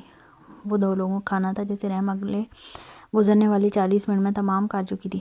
صبح کھلی تو ایک زوردار جمائی لیتے وہ بیڈ پر اوندھے منہ لیٹ گئی، یوں کہ سارا کمفرٹر اس کے وجود پر لپٹ گیا۔ لیکن سستی اس قدر تھی، تھوڑا اور جسم اکڑایا تو اس پر بیڈ نے جگہ نہ دی اور ایلف کمفرٹر سمیت بیڈ سے نیچے گر گئی۔ چھوٹی سی چیخ کے ساتھ کراتے اس کی آنکھیں مکمل واہ ہوئیں تو کمرے میں ایک جاندار قہقہ گونجا۔ اچانک کسی نے منہ سے کمفرٹر کھسکایا۔ وہ ارزقتا ایلف غصے سے چڑھتی اس کمفرٹر کو خود سے پرے کرتی کھڑی ہوئی اور اپنے بکھرے بال سمیٹے۔ یہ سزا ہے اس تشدد کی جو نیند میں تم نے مجھ پر کی ہے، کبھی ٹانگ مار کر، کبھی کہانی۔ ارزق سنتے ہوئے واپس ڈریسنگ مرر کے سامنے آ گیا۔ اپنے خونخوار نظروں سے ارزق کے پشت کو گھورائی۔ یہ سزا ملی ہے تمہیں نافرمان بیوی، رات شوہر کو لاتے مارنے کی۔ اف، بالکل بچوں کی طرح سوتی ہو تم۔ میں سوچ رہا تھا اگلی بار سے تمہارے ہاتھ پاؤں باندھ دوں گا۔ اپنی ٹائی درست کرتے اس نے مرر میں ایلف کے پھولتے چہرے کو محبت اور شرارت سے دیکھا اور میں تمہارا گلا باندھ دوں گی۔ وہ بھی اسی کے انداز میں بولی تو عارضک نے ایک بار پھر کہکا لگایا، پہلے ہاتھ کھولنے میں کامیاب ہو جانا، پھر دیکھیں گے۔ چوہیا ایک آخری نظر اپنی تیاری پر ڈالتے وہ مذاقاً بولا تو ایلف اس کے مقابلے آ گئی۔ تم چوہیا، تمہارا خاندان چوہا۔ اسے اس کہتی وہ عارضک کو بہت کیوٹ لگی۔ ایک نظر بھر کر ایلف کو دیکھتے نفی مسائل لاتے وہ کوٹ پہن رہا تھا۔ تم صبح کہاں جا رہے ہو؟ ایلف نے مشکوک نظریں اس کے چہرے پر مرکوز کیں تو عارضک تیکھا سا مسکرایا۔ یہ ہوئی نا خالص بیویوں والی بات، پر ڈونٹ وری، پہلے میں اپنی پہلی بیوی کو سدھار لوں، پھر دوسری پر فوکس کروں گا۔ دل جلانے والا جملہ دانتوں کی نمائش کرتے کہا۔ ایلف نے بغور اسے دیکھا، وہ اتنا کبھی نہیں مسکراتا تھا۔ آج وہ بات مسکرا بھی رہا تھا اور اسے تنگ بھی کر رہا تھا۔ وہ شاید بہت خوش تھا۔ ایلف ٹک ٹک اسے دیکھ رہی تھی۔ جب عارضک کے چہرے کے سامنے چٹکی بجانے پر ہوش میں لوٹی، بہت خوبصورت لگ رہا ہوں؟ عارضک نے ایک دلکش مسکراہٹ لیے خوبصورتی سے پوچھا۔ نہیں، آج تک تم بہت خوش ہو۔ ایلف نے کچھ قدم عارضک سے دوری قائم کرنے کے لیے پیچھے لیے اور سنجیدگی سے پوچھا، پر عارضک بہت آہستگی سے وہ فاصلہ سمیٹ گیا۔ ہاں ہوں بہت خوش۔ رات اس کے اثار میں اس کی من پسند عورت ہو، وہ بھی بہت خوبصورت انداز میں، مکمل اس کی ملکیت ہو، اس مرد کی صبح شاید اتنی ہی خوشگوار ہوتی ہوگی۔ عارضک نے نرمی سے ہاتھ کی پشت سے ایلف کے گال سہلاتے کہا تو ایلف مکمل سرخ پڑنے لگی۔ شرم و حیا اس قدر حاوی ہوئی کہ وہ عارضک کا ہاتھ نہیں جھٹک سکی، محض اپنا سر جھکا گئی۔ سامنے والے کو یہ ادا بھی دل و جان سے بھائی تھی۔ کہاں جا رہے ہو؟ وہ بات کا رخ موڑ گئی۔ آفس جا رہے ہوں، ضروری میٹنگ ہے، بہت کچھ فائل ہو رہا ہے، گڑبڑ چل رہی ہے کچھ اکاؤنٹس میں۔ آپ کیا؟ وہ فکر مندی سے بولا تو انجانے میں ایلف بھی متفکر ہوئی۔ اور میں چاہتا ہوں ایلف کہ جب میں باہر کی ٹینشن سے فری ہو کر گھر لوٹوں سب کچھ کل رات کی طرح حسین اور پرسکون ہو۔ میں وعدہ کرتا ہوں کسی بھی چیز کی فرسٹریشن تم پر نہیں نکالوں گا۔ ہم بہت اچھی زندگی گزاریں گے اگر تم ساتھ دو تو۔ تم واحد خوشی رہ گی ہو میری زندگی کی۔ یہ گھر تمہارا ہے، باہر نکلو، گھر دیکھو، جو مرضی آئے کرو۔ اگر گھر میں کچھ چینجنگ کرنا چاہتی ہو تو وہ بھی کر سکتی ہو۔ خود کو اپنے گھر میں انوالو کرو، مجھ میں پوری طرح انوالو ہو جاؤ۔ ایلف کے ماتھے پر جھکتے وہ ایلف کا گال تھپکتے باہر نکل گیا، جبکہ ایلف ساکت کھڑی اب اس دروازے کو دیکھ رہی تھی جہاں سے وہ نکل کر گیا تھا۔ کتنی خوبصورتی سے وہ کہہ کر گیا تھا کہ اپنے گھر میں انوالو ہو جاؤ۔ ایلف کے لب بے اختیار مسکرائے۔ وہ ایک بار پھر ایک جنگ کا شکار تھی کہ کیا کرے۔ عارضک کا رویہ اس کی محبت اس کا ساتھ قبول کرنے پر اکسا رہا تھا، پر بحران دل شیل کے لیے اس کی بے پناہ نفرت دیکھ کر آرزو کو قبول کرنا ایک مشکل ترین عمل تھا۔ فریش ہو کر وہ بے دلی سے کمرے کو دیکھنے لگی۔ کمرہ اچانک خالی خالی لگنے لگا۔ نچلا لب دبا کر وہ آنکھیں سب سے بند کر گئی۔ وہ اپنے حصے کی محبت تو کر چکی تھی اور اچھی طرح جانتی تھی جتنی بھی نفرت کا پرچار کر لے لیکن اس شخص سے نفرت نہیں کر سکتی۔ ہاں جب وہ قریب آیا تھا، اسے زبردستی اس کو حاصل کر رہا تھا، تب وہ سمجھی تھی کہ وہ نفرت کر لے گی، یا شاید اس سے نفرت کر چکی ہے کیونکہ سمجھی تھی کہ وہ اس کے وجود کو حاصل کرنے کے بعد دھتکار دے گا، پر پھر سب کچھ اس کی سوچ کے برعکس ہوا۔ وہ تو اب اس کو کسی کانچ کی گڑیا کی طرح ٹریٹ کر رہا تھا، بہت حساس اور نازک محسوس ہونے لگا تھا اپنا آپ۔ وہ اسے حاصل کر چکا تھا تو چاہتا تو دھتکار چکا ہوتا، پر کل رات کی اسی طرح اس کی نفرت کے جواب میں نرمی، احترام اور محبت کا اظہار کرتا رہا۔ ایلف نے زبانی کچھ نہیں کہا تھا، پر وہ دل ہی دل میں دعا کر رہی تھی کہ وقت ٹھہر جائے، وہ یوں ہی نفرت کا اظہار کرتی رہے اور وہ محبت سے اسے معتبر کرتا رہے۔ تم بہت اچھے ہو۔ وہ چہرہ ہاتھوں میں چھپاتے اپنے ماتھے پر اس کا لمس محسوس کرنے لگی۔ تم پر جلد سچائی بھی کھل جائے گی کہ کیوں بحران بھائی نے تمہارے ڈیڈ کو مارا۔ جب تمہیں پتہ چلے گا سچ، وہ یقین سے سوچنے لگی، پھر کپڑے لیتی کمرے سے منسلک بات میں چلی گئی۔ کمرے سے باہر آئی تو ملازمہ مائیں اس کے آگے پیچھے گھومنے لگی۔ ایلف مشکل اپنی خوشی چہرے سے دبانے لگی۔ وہ گھر بہت بڑا تھا جو صبح عارضک اسے کہہ کر گیا تھا، ہر چیز اس کے اعلیٰ ذوق کی مثال تھی، بے انتہا حسین۔ وہ رشک بھری نظروں سے اپنی قسمت کو سوچنے لگی کہ یہ گھر بھی اس کا اور اس کا مالک بھی اس کا۔ بس ایک خلش تھی جو عارضک اور اس کے رشتے میں بڑی درار تھی، وہ تھی بحران دلشیر سے دشمنی۔ 4 گھنٹے گھر گھومتے کھانا بنانے میں گزرے تھے۔ ملازمہ سے اسے معلوم ہوا کہ عارضک کا فون آیا تھا، وہ ضروری ڈاکومنٹس لینے کے لیے گھر آ رہا ہے۔ تمہیں نہ کچھ انے نہ چبا دیے تو میرا نام بھی ایلف نہیں۔ کمرے میں آ کر وہ جلدی سے اپنے بال سنوارنے لگی۔ ہلکے آچی رنگ کا لانگ فلور اور فراق زیب تن کیے وہ دوپٹے کو سینے پر پھیلا گئی۔ اسکارف لینے کا تکلف اس نے نہیں کیا تھا، یوں بھی وہ اب اس کا محرم تھا۔ بڑی بڑی آنکھوں میں کاجل کی باریک لکیر کھینچتے ہونٹوں پر ہلکی سی سرخ لپسٹک لگائی۔ جب تک تم بحران بھائی کو قبول نہیں کرتے تب تک میں تم سے راضی نہیں ہوں گی۔ عزم کرتے ایک ترچھی نظر اپنے سراپے پر ڈالی اور کمرے سے باہر نکل آئی۔ लाउंज में सोफे पर बैठकर वो आज़ा का इंतजार करने लगी। बार बार नजरें उठकर दाखिली दरवाजे की जानिब जाती। अभी नजरें झुकाई थी कि अचानक अपने कब्र से बारी में दाना आवाज़ सुनी। तुम आज़ा की बीवी हो? इस आवाज़ पर एल्फ ने यूं ही सर उठाया, रंग एकदम उड़ गया। वो कोई और नहीं, आज़ा खानज़ादा का चचा परवेज़ खानज़ादा था। वो कैसे भूल सकती थी इस शख्स को? बेख्तियार खड़े होते वो चंद कदम पीछे हुई। तो तुम कहीं देखी देखी लग रही हो मुझे। वो एक कदम इसकी जानिब बढ़ता, बहुत गौर से इस लड़की को देख रहा था। न जाने उसे कब और कहाँ देखा था, पर गुमान हो रहा था इस लड़की को बखूबी जानता है। हेल्प की आंखें अब नफरत और खौफ से सुर्ख पड़ने लगी थी। मुकाबिल भी बगौर इस लड़की के बदलते तासरात देख मामला समझने की जुस्तजू में था। जब ये हाल में आर्ज़क भी दाखिल हुआ, पहली नज़र एल्फ पर पड़ी तो खुशगवार आ रही थी। वो सजी हुई हल्के हल्के मेकअप में नज़रों को खैरा करती बेतहाशा हसीन लग रही थी। वो मुश्किल उसके हसन से ध्यान हटा तो महसूस हुआ वो शदीद घबराहट में। फिर एल्फ से नज़र हटती हुई परवेज़ खानज़ादा पर गई तो एक नरम मुस्कुराहट होंठों पर नमूदार हुई। अस्सलाम वालेकुम चचा। आज़क ने बुलंद आवाज़ में सलाम किया तो अब के वो दोनों आज़क के जानिब मुतवज्जो हुए। वो खुद भी एल्फ के करीब जाकर खड़ा हुआ, यूं कि चचा और एल्फ के दरमियान वो खड़ा था। ये तुम्हारी बीवी है? तुमने तारफ़ नहीं करवाया, उसने संजीदगी से शिकवा किया गया। मैं करवाने वाला था चाचू, ये मेरी बीवी है एल्फ, और एल्फ ये मेरे जान से अजीज़ चचा। आज़क ने मुस्कुराते हुए कहा तो दोनों तरफ कैफियत बदली थी। Elf elf Dilsher. बेख्तियार परवेज़ की आंखें चमकी थी। वो जो इतनी देर से सोच रहा था इस शोला जवाला को कहाँ देखकर याद आ गया था कि सामने खड़ी है इसके भतीजे की बीवी कौन है। आंखों के बेबाक लपक और मुस्कुराती लब से वो एल्फ को देखने लगा। इस वक्त वो इस दरिंदा सिर्फ की आंखों की लपक सिर्फ एल्फ ही समझ सकती थी, जबकि आज़क का अपने चचा को जान से अजीज़ कहना उसके दिल पर एक वबाल मचा गया था। इसका छोरी सी के मुजरम को अजीज़ जान कह रहा था। बहुत खूबसूरत है तुम्हारी बीवी, और नाम भी बहुत खूबसूरत है।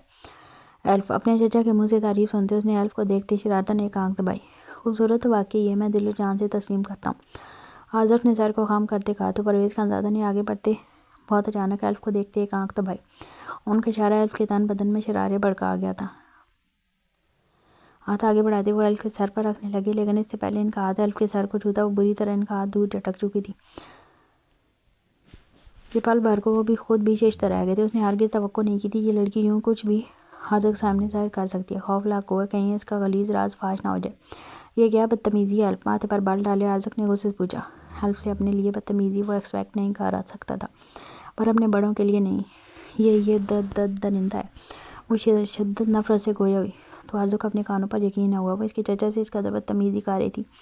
उसने हैरत से पटी आंखों से उसकी जानिब देखा। बदतमीज़ी बंद करो एल्फ, माफ़ी मांगो। एल्फ को वहाँ से भागता देखा आज़क ने उसका बाजू दबोच कर उसे रोका और दांत पीसते कहा, नहीं मांगूंगी का, क्योंकि ये इंसान नहीं बल्कि इंसानी रूप में छुपा भेड़िया। अभी वो जुमला मुकम्मल करती इससे पहले आज़क पूरी तरह दौड़ा। बकवास बंद करो एल्फ, एक लफ्ज़ ही अपनी ज़बान से और अदा किया तो तुम्हारी ज़बान गुद्दी से खींच लूँगा। गमों को से उसकी सांसें फूलने लगी थी और एल्फ के बाजू पर भी पकड़ मजबूत हुई। एल्फ को से अब आज़क को घूरने लगी थी। क्या वो अंधा था? अपना चचा की नज़रों से टपकती हुई हवस और गलाजतों से नज़र नहीं आ रही थी। छोड़ो आज़क, इसका हाथ छोड़ो, बच्ची है भतीजे, बदतमीज़ है थोड़ी, पर बाद में समझा लेना प्यार से। आज़क के बाजू पर हाथ रखते उन्होंने एल्फ का बाजू आज़क के हाथ से यूँ निकाला कि उनका हाथ एल्फ के बाजू को टच हुआ। गिद वो कमरे में भागती उन्हें बोलने से पीछे नहीं रही। इससे पहले आज़क उसे पकड़ता या कोई और रद्द-ए-अमल देता, चचा ने उसे थाम लिया था। उसके दिमाग की नसें उभरने लगी थी। दिल कर रहा था एल्फ को वो अशर करे कि वो सारी उम्र याद रखे। इसलिए तो इस लड़की को सर पर नहीं बिठाया कि वो इसके बड़ों की बेइज्जत करे। उसके चचा वक्ती तौर पर कुछ देर के लिए उसे अपने साथ बाहर लेकर गए थे और बहुत मलामत से आज़क का गुस्सा ठंडा करने की कोशिश कर रहे थे, पर इसका गुस्सा ये सोचकर मजीद बढ़ रहा था कि इसके चचा किस कदर नरम और खूबसूरत दिल के मालिक थे और वो लड़की एल्फ के अखलाक और बदकलामी से उसका शदीद दिल तंग हुआ था। वो तकरीबन 2 दिन के बाद इस घर में आया था। सुल्तान साहब से मिलकर अब ज़ुल्नूरैन के कमरे में दाखिल होते सना के मुंह से अपना नाम सुनते उसके कदम ठटक कर दरवाजे पर ही रुके थे। तुम्हें तो ज़िया इधर बिल्कुल नापसंद था ना? कमरे में सना की मैनी खेज आवाज़ गूंजी। हाँ था। ज़ुल्नूरैन ड्रेसिंग के सामने खड़ी कानों में रिंग पहन रही थी, अंदाज मसरूफ़ था। अपनी शादी पर रो कर अभी चनाब बहा दिया था, है ना? हाँ तो नौरीन ने उसके ऊट पटांग सवालों पर उलझी थी। शादी पर इतना मामला मचाया कि 104 बुखार चढ़ा लिया। सना के लबों पर शरारत भरी शैतानी मुस्कुरा रही। हाँ तो फिर क्या बकवास करना चाहती हो सना? खुल कर कहो। ज़ुल्नूरैन झुंझलाई। तो मैंने तुमसे ये पूछना चाहती हूँ जूनी रानी के आखिर एक रात में ही ज़िया हैदर ने तुम पर ऐसा कौन सा जादू कर दिया कि तुमने उसे काट ही खाया? मैंने देखा था वो निशान, जिसे बेचारी ने छुपाने की बहुत कोशिश की, मगर तुम्हारी दीवानगी सबसे चुप नहीं पाई। हाँ, सना ने कहते एक जनाती कहका लगाया था। یہ وہی لمحہ تھا جب ضیاء اس چڑیل سے اپنا ہار صاحب بے باک کرتا جان بوجھ کر اندر چلا آیا تھا، اور اس نازک وقت میں اپنے سامنے پا کر نورین کا دل کیا دھڑتی پھٹنے اور وہ اس میں سما جائے۔ مانا سالی صاحبہ کے فرینڈز ایک دوسرے کے ساتھ سب کچھ شیئر کر لیتی ہیں، مگر کچھ باتیں ایسی ہوتی ہیں جو بس پردہ ہی رہیں تو اچھی رہتی ہیں۔ ضیاء نورین کا لال ببو کا چہرہ دیکھ محظوظ ہوتے مزید اسے خفت میں مبتلا کر گیا، جبکہ ثنا مزید دانت نکالنے لگی۔ بکواس بند کرو ثنا اور دفعہ ہو جو کچن میں جا کر مما کی ہیلپ کرو۔ وہ خواہ مخواہ ثنا پر بڑکی تو ثنا اپنی ہنسی دباتی شرافت سے باہر نکل گئی، جبکہ اب ضیاء کہکا لگا کر ہنس پڑے۔ اس سے پہلے وہ اس پر الٹ پڑتی، نورین کی مما انہیں کھانے کے لیے بلانے آ گئی۔ آج سلطان صاحب نے داماد کے اعزاز میں بذات خود کھانے کا انتظام کروایا تھا، تبھی ضیاء نے بھی ہلکا پھلکا کھانا پیٹ بھر کر انجوائے کیا تھا۔ اس کے لبوں پر ٹھہری معنی خیز اور شریر مسکراہٹ سے نورین خواہ مخواہ تپنے لگی۔ آخر سلطان صاحب نے بیٹی کو دوبارہ طائف کے ساتھ مطمئن ہو کر رخصت کیا۔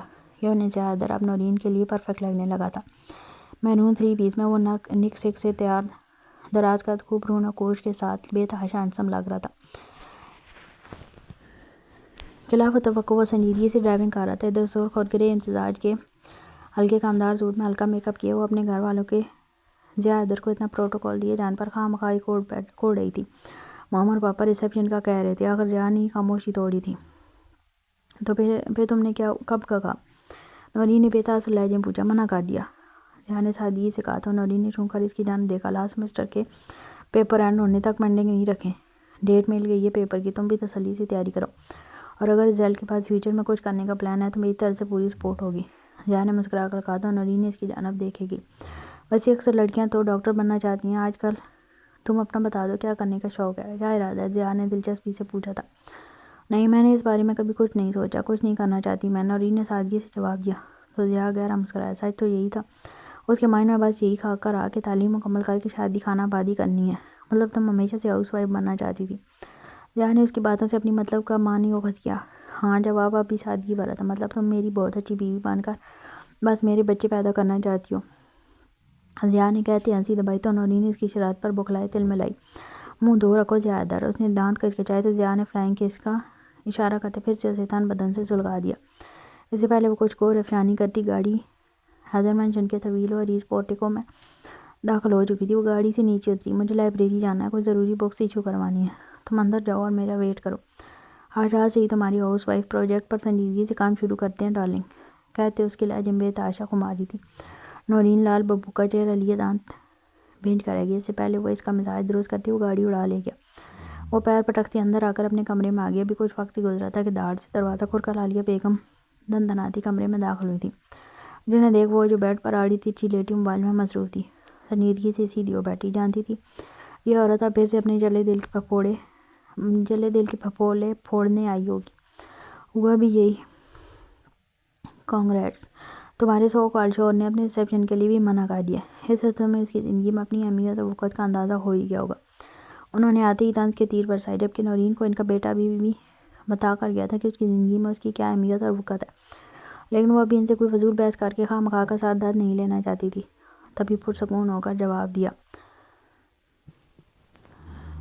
ان کی زندگی میں میری جو بھی اہمیت ہے اس سے آپ کا کوئی کنسرن نہیں ہونا چاہیے۔ آپ مجھے بتائیں، آپ کو کوئی کام ہے مجھ سے؟ نورین نے سادہ لہجے میں کہا تو عالیہ بیگم کا چہرہ دیکھنے لائق تھا۔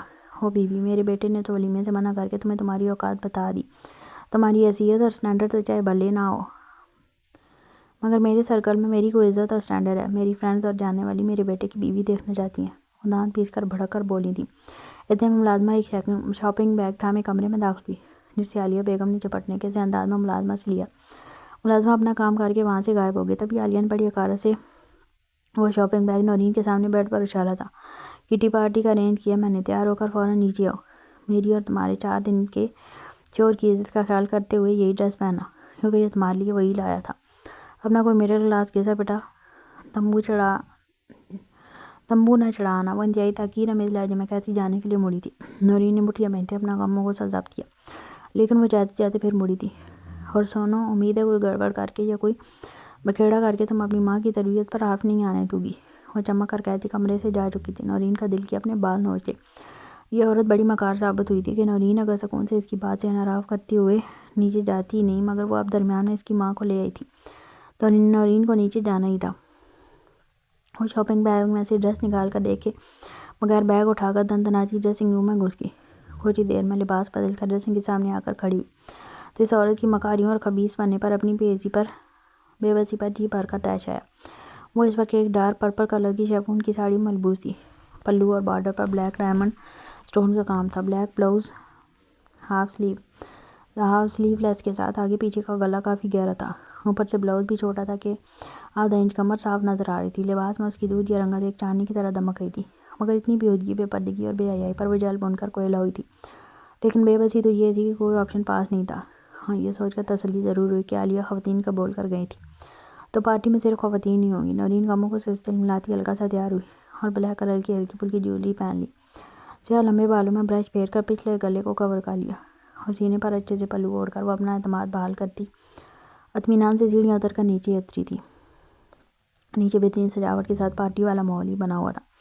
وہاں جتنی بھی خواتین تھیں ان کی آنکھوں میں نورین کے لیے ستائش دیکھ عالیہ بیگم جل بن کر کباب ہوئی تھی۔ نورین نے سب کو مسکرا کر سلام کیا تھا، مگر مجبوری تو یہ تھی کہ وہ یہاں کافی سارے چہروں میں اپنی حاست ساز کے علاوہ کسی کو جانتی بھی تو نہیں تھی۔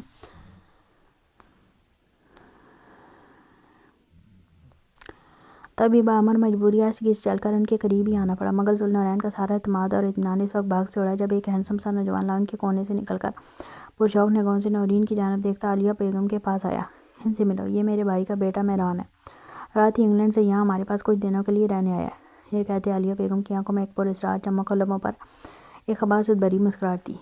ہائے! مقابل نے اس کے سامنے اپنا ہاتھ بڑھایا تھا۔ نورین کے دماغ کی رگیں پھٹنے کو تھیں، ہتک اور ذلت کے احساس سے اس کا چہرہ لال ببو کا ہوا تھا، مگر دل میں درود شریف پڑھ کر قرآن کریم کی آیت دہرائی تھی، جس میں روزے روشنی کی طرح یہاں تھا کہ بے شک عزت اور ذلت خدا کے ہاتھ میں ہے، بے شک یہ اس کے ایمان کی پختگی تھی کہ اسے یہ ذلت زیادہ دیر برداشت نہیں کرنی پڑی، کیونکہ یہ وہی لمحہ تھا جب ضیاء در گھر کے لاؤنج میں داخل ہوا تھا۔ مام! ضیاء کی آواز پر عالیہ، مہران اور نورین نے ٹھٹک کر بیک وقت اس کی جانب دیکھا۔ اسے دیکھ جہاں نورین کے چہرے پر بے بسی کے ساتھ سکون جیسا احساس چھایا تھا تو عالیہ کا چہرہ فاق ہو چکا تھا، چہرے پر مدنی سی چھا گئی کہ یہ تماشا کرنے سے پہلے اس نے بیٹے سے بار بار پوچھ کر اس بات کی تصدیق کی تھی کہ وہ آج سارا دن گھر میں موجود نہیں رہے گا۔ وہ چہرے پہ خطرناک ہتک سنجیدگی اوڑھے ان کے قریب آیا تھا۔ یہ سب کیا ہو رہا ہے مام؟ اس نے اس سنجیدگی سے پوچھا تھا اور اپنا کوٹ اتار کر خود میں سمٹی کھڑی نورین کے کندھوں پر ڈالتے اس کے کندھے کے گرد اپنے بازو حمال کرتے اسے بھرپور تحفظ کا احساس دلایا تو نورین نے نم آنکھیں لیے سر اٹھا کر اس کی جانب دیکھا تھا، جو فی الحال نورین کی جانب متوجہ نہیں تھا۔ کچھ خاص نہیں، میری فرینڈ میرے بیٹے کی بیوی کو دیکھنا چاہتی تھی تو اس پارٹی کا ارینج کیا تھا۔ عالیہ کا لہجہ معدوم تھا، جانے بہت غور سے ماں کے تاثرات جانتی تھے، مگر آپ نے تو مجھ سے کوئی ذکر نہیں کیا تھا اس پارٹی کے بارے میں، اور پاپا باخبر ہیں اس سب سے۔ ضیاء کے ایک اور سوال پر عالیہ بیگم گڑبڑائیں، کوئی جواب نہ بن پڑا تو خاموش رہی۔ میرا خیال ہے نورین یہاں کمفرٹیبل نہیں ہے، میں اسے روم میں لے جا رہا ہوں، آپ لوگ انجوائے کریں، جس نے دیکھنا تھا دیکھ لیا ہوگا۔ ضیاء کا لہجہ خطرناک حد تک سنجیدگی اوڑھے تھا، لیکن عالیہ نے دانت پیس کر کچھ کہنا چاہا، مگر ضیاء نے انہیں ایسی نگاہوں سے دیکھا تھا کہ اگلا لفظ ان کے حلق میں پھنس گیا۔ ضیاء گمسم کھڑی نورین کا ہاتھ تھام کر اسے لیے اپنے کمرے میں آیا تھا۔ وہ غصے کی شدت سے کمرے میں آیا تھا، اپنے چچا کے سامنے انہیں تو مطمئن کر دیا تھا کہ غصہ نہیں ہے، لیکن وہی جانتا تھا کیسے خود پر اپنے طیش پر ضبط کر رہا تھا۔ پرویز کو بھیج کر کمرے میں آیا تو وہ بیڈ پر بیٹھی نظر آئی۔ وہ دانت پیستے ایلف کی جانب بڑھا اور ایک جھٹکے سے اسے اپنے مقابل کھڑا کرتے ایلف کی آنکھوں میں گھورا تھا۔ کیا بکواس کر رہی تھی تم باہر؟ اس نے غصے سے پھولی سانسوں سے پوچھا۔ ایلف نے اپنی روح میں قرب و اذیت کے پنجے سے گڑھے محسوس کیے۔ میں پوچھ رہا ہوں کیا بکواس کر رہی تھی؟ تمہیں معلوم ہے باہر کس سے کیا بکواس کر کے آئی؟ وہ بری طرح ڈر رہا تو ایلف نے آنکھیں میتے اسے جھٹکے سے خود سے دور کیا۔ جانتی ہوں، تت تمہارے چچا تھے۔ ایلف نے چیخنے کی کوشش کی پر غصے کے بعد مزید الفاظ اٹکنے لگے۔ اپنے اس طرح اٹکنے پر اسے شدید غصہ آیا۔ وہ بکواس کیوں کی ایلف؟ اگر تمہارے کہنے کا مطلب کیا تھا؟ دانت پیستے عاشق نے اپنی مٹھیاں میل لی۔ سچ کا کہا ہے کیونکہ تمہارے چچا درندہ ہے۔ وہ عارضہ کے منہ پر پھنکاری۔ عارضہ کی آنکھیں اور چہرہ انتہائی حد تک سرخ پڑنے لگا، دماغ کی رگیں جیسے پھٹنے لگتی۔ یہ بکواس ہے، اپنے الفاظ واپس لو گی تم ایلف؟ ان سے معافی مانگو گی ابھی؟ Got it? ساری باتوں کو نظر انداز کرتے عاشق نے انگلی اٹھاتے اسے وارن کیا تو ایلف کے ماتھے پر کئی بل پڑے۔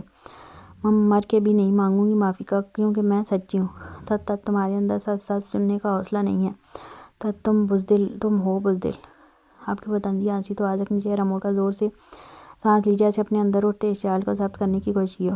تت تمہارے اندر سچ سننے کی ہمت نہیں ہے، ورنہ تمہارے باپ کا سچ بھی بتاتی۔ ایلف کی اس بات پر عاشق زیادہ پتھر ہوا تھا، بالکل برفیلے پتھر کی مانند ٹھنڈا۔ پتھرائی آنکھوں سے پلٹ کر ایلف کو دیکھا۔ تت تمہیں یہ تو معلوم ہے کہ میرے بھائی نے تمہارے باپ کو مارا پر وجہ معلوم ہے کیوں مارا؟ کیونکہ تمہارا باپ ریپسٹ چٹاک ایلف کے الفاظ منہ پر پڑنے والے تھپڑ کے باعث منہ میں ہی رہ گئے تھے۔ تھپڑ اتنا شدید تھا کہ وہ تیورا کر زمین پر منہ کے بل گری تھی۔ کونی پر بھی اچانک گرنے کے باعث لگی تھی۔ سونے ہوتے دماغ اور گھومتے آواز ابھی قابو پی نہ آئے تھے جب عارضک نے تیش و اشتعال سے پاگل ہوتے جو کر اسے بازو سے دبوچ کر جھٹکے سے کھڑا کیا، بازو پر اپنی گرفت وحشیانہ انداز میں سخت کرتے اسے زہر سے جھنجھوڑا کہ ایلف کے ہوش بحال ہوئے۔ وہ بے یقین سرخ بھیگی نظروں سے عارضک کو دیکھ لگی۔ اس کے دائیں گال پر شدید جلن ہو رہی تھی۔ تم نے اپنی حالات کراس کر لی ایلف دلشیر، اس سے زیادہ کی برداشت مجھ میں نہیں ہے۔ ایلف کا جبڑا اپنے ہاتھ میں دبوچتے وہ سخت ترین لہجے میں کرایا تو ایلف کی ریڑھ کی ہڈی تک سنسناہٹ دوڑ گئی۔ وہ اس کے اس قدر شدید تھپڑ سے سہم گئی تھی۔ وہ ان دنوں اس پر نامہربان تھا۔ ایلف کو یہی لگا تھا وہ چاہے کچھ بھی کرے مگر وہ اس پر ہاتھ نہیں اٹھائے گا، مگر وہ غلط ثابت ہوئی تھی۔ تبھی بے آواز بے تحاشا آنسو گالوں پر بہہ نکلے۔ گال پر جو پہلے ہی جلن تھی نمکین آنسوؤں سے جلن میں مزید اضافہ ہوا۔ میں اب تک سمجھتا رہا تمہیں مجھ سے محبت ہے، تم ایک صاف دل کی سچی لڑکی ہو، پر تم نے ثابت کیا تمہارے وجود میں بھی تمہارے بھائی والا زہریلا خون دوڑ ہے۔ اس کے لہجے میں نفرت، افسوس، غصہ کیا کچھ نہیں تھا کہ ایلف کو اپنا وجود بکھرتا ہوا محسوس ہوا۔ تم اب یہاں نہیں رہ سکتی، کم از کم میرے ساتھ ایک ہی چھت کے نیچے ہو نہیں سکتا۔ میری بیوی کی حیثیت سے میں اس لڑکی کو اپنے آس پاس بھی برداشت نہیں کر سکتا جو میرے باپ کی مجرم ہو گئی ہو۔ تم اب اس گھر میں صرف برہان دلشیر کی بہن کی حیثیت سے رہو گی۔ میں تم پر تمہاری زندگی تمہاری سانس سے آرام کر دوں گا۔ جھٹکے سے ایلف کا منہ جھٹکتے ایک بار پھر وہ ایلف کا بازو تھام چکا تھا۔ ایلف کو اپنے ساتھ گھسیٹتے وہ کمرے سے باہر نکلا اور لانج میں آتے گھر کی بائیں جانب کو جاتی راہداری میں ایلف کو گھسیٹا کہ وہ ہوش میں آتی خوف سے عارضک سے اپنا بازو چھڑوانے لگی۔ چھوڑو، تم ایسا نہیں کر سکتے عارضک۔ وہ بری طرح روتے ہوئے چلائی پہ وہ کان لپیٹے اسے گھسیٹنے لگا۔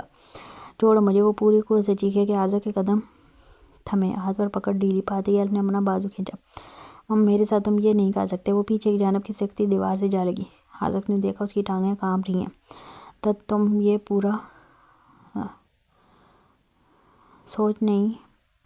سچ نہیں جانتے۔ تمہارے پاپا نے میرا… وہ ابھی پورا بول بھی نہ سکی تھی کہ عارضک کا پارا ایک بار پھر اوپر چڑھا۔ وہ سمجھا تھا اب اس لڑکی کا دماغ درست ہو گیا ہوگا، وہ معافی مانگے گی یا کوئی شرمندہ ہوگی، پر وہ تو مزید زہر اگلنے لگی تھی۔ جسٹ شٹ اپ ایلف دلشیر، اب میں تمہیں دوسرا اور پھر تیسرا تھپڑ مارنے یا تمہاری زبان کے ٹکڑے کرنے سے بھی گریز نہیں کروں گا اگر تم نے میرے باپ کے بارے میں مزید ایک لفظ بھی کہا۔ غصے سے کہتے وہ ایک بار پھر ایلف کو اپنے ساتھ گھسیٹنے لگا۔ اس بار پکڑ پہلے سے زیادہ مضبوط تھی کہ ایلف چاہنے کے باوجود خود کو چھڑا نہ سکی۔ ویسے گھسیٹتے ایک اندھیرے کمرے میں لایا تھا۔ درمیان میں ایک سنگل بیڈ تھا۔ یہ کمرہ بھی اچھا تھا پر باقی کمروں کے مقابلے میں قدرے چھوٹا، تاریک اور سادہ تھا۔ جانتی ہو یہ کون سی جگہ ہے؟ اسی کمرے میں میرا باپ سے سکتے ہوئے مرا تھا۔ غصے سے دھاڑ سے اس نے ایلف کو بیڈ پر دھکیلا تو ایلف کا وجود ساکت ہوا۔ اسی پنکھے پر لٹک کر انہوں نے خودکشی کی تھی۔ وہ اور زیادہ زور سے چیخا تو ایلف نے پتھرائی نظروں سے اس پنکھے کو دیکھا۔ اچانک اسے اس کمرے سے خوف محسوس ہوا، شدید خوف۔ تمہارے بھائی نے برباد کر دیا سب کچھ۔ میرے باپ کا قاتل تمہارا بھائی ہے اور تم اس کی مکار اور شفاق بہن ہو۔ میں کیسے بھول گیا، خون تو تمہارے رگوں میں بھی وہی دوڑ ہے۔ محبت کہاں راس آئے گی۔ آنکھیں چھوٹے کیا وہ نفرت سے ایلف کی جانب جھکا تو ایلف بیڈ پر خوف سے پیچھے کھسکنے لگی۔ تمہارا بھائی احسان فراموش تھا۔ میرے باپ کی مدد اور سپورٹ سے وہ بزنس کی دنیا میں آگے بڑھا۔ بزنس کی دنیا میں میرے باپ کے بل بوتے پر مقام حاصل کیا اور پھر میرے باپ کو ہی رستے سے ہٹا دیا۔ اس نے دور ہوتی ایلف کی ٹانگوں سے پکڑ کر واپس نیچے کھینچا تو ایلف کو اسے درندگی پر اترتے دیکھ اپنا دم گھٹتا محسوس ہوا۔ تم نے بھی یہی کیا، میرے اتنے خلوص کو اور محبت میرے منہ پر جوتے کی صورت میں ماری۔ اب کہ وہ غم زدہ تھا، عارضک کا لہجہ بھیگا ہوا تھا۔ وہ خاموش ہوا تھا چند لمحوں کے لیے، جانچتی نظروں سے ایلف کا چہرہ دیکھا کہ شرمندگی تلاش کر سکے، پر وہ اپنے الفاظ پر شرمندہ ہوتی تو کچھ ظاہر ہوتا۔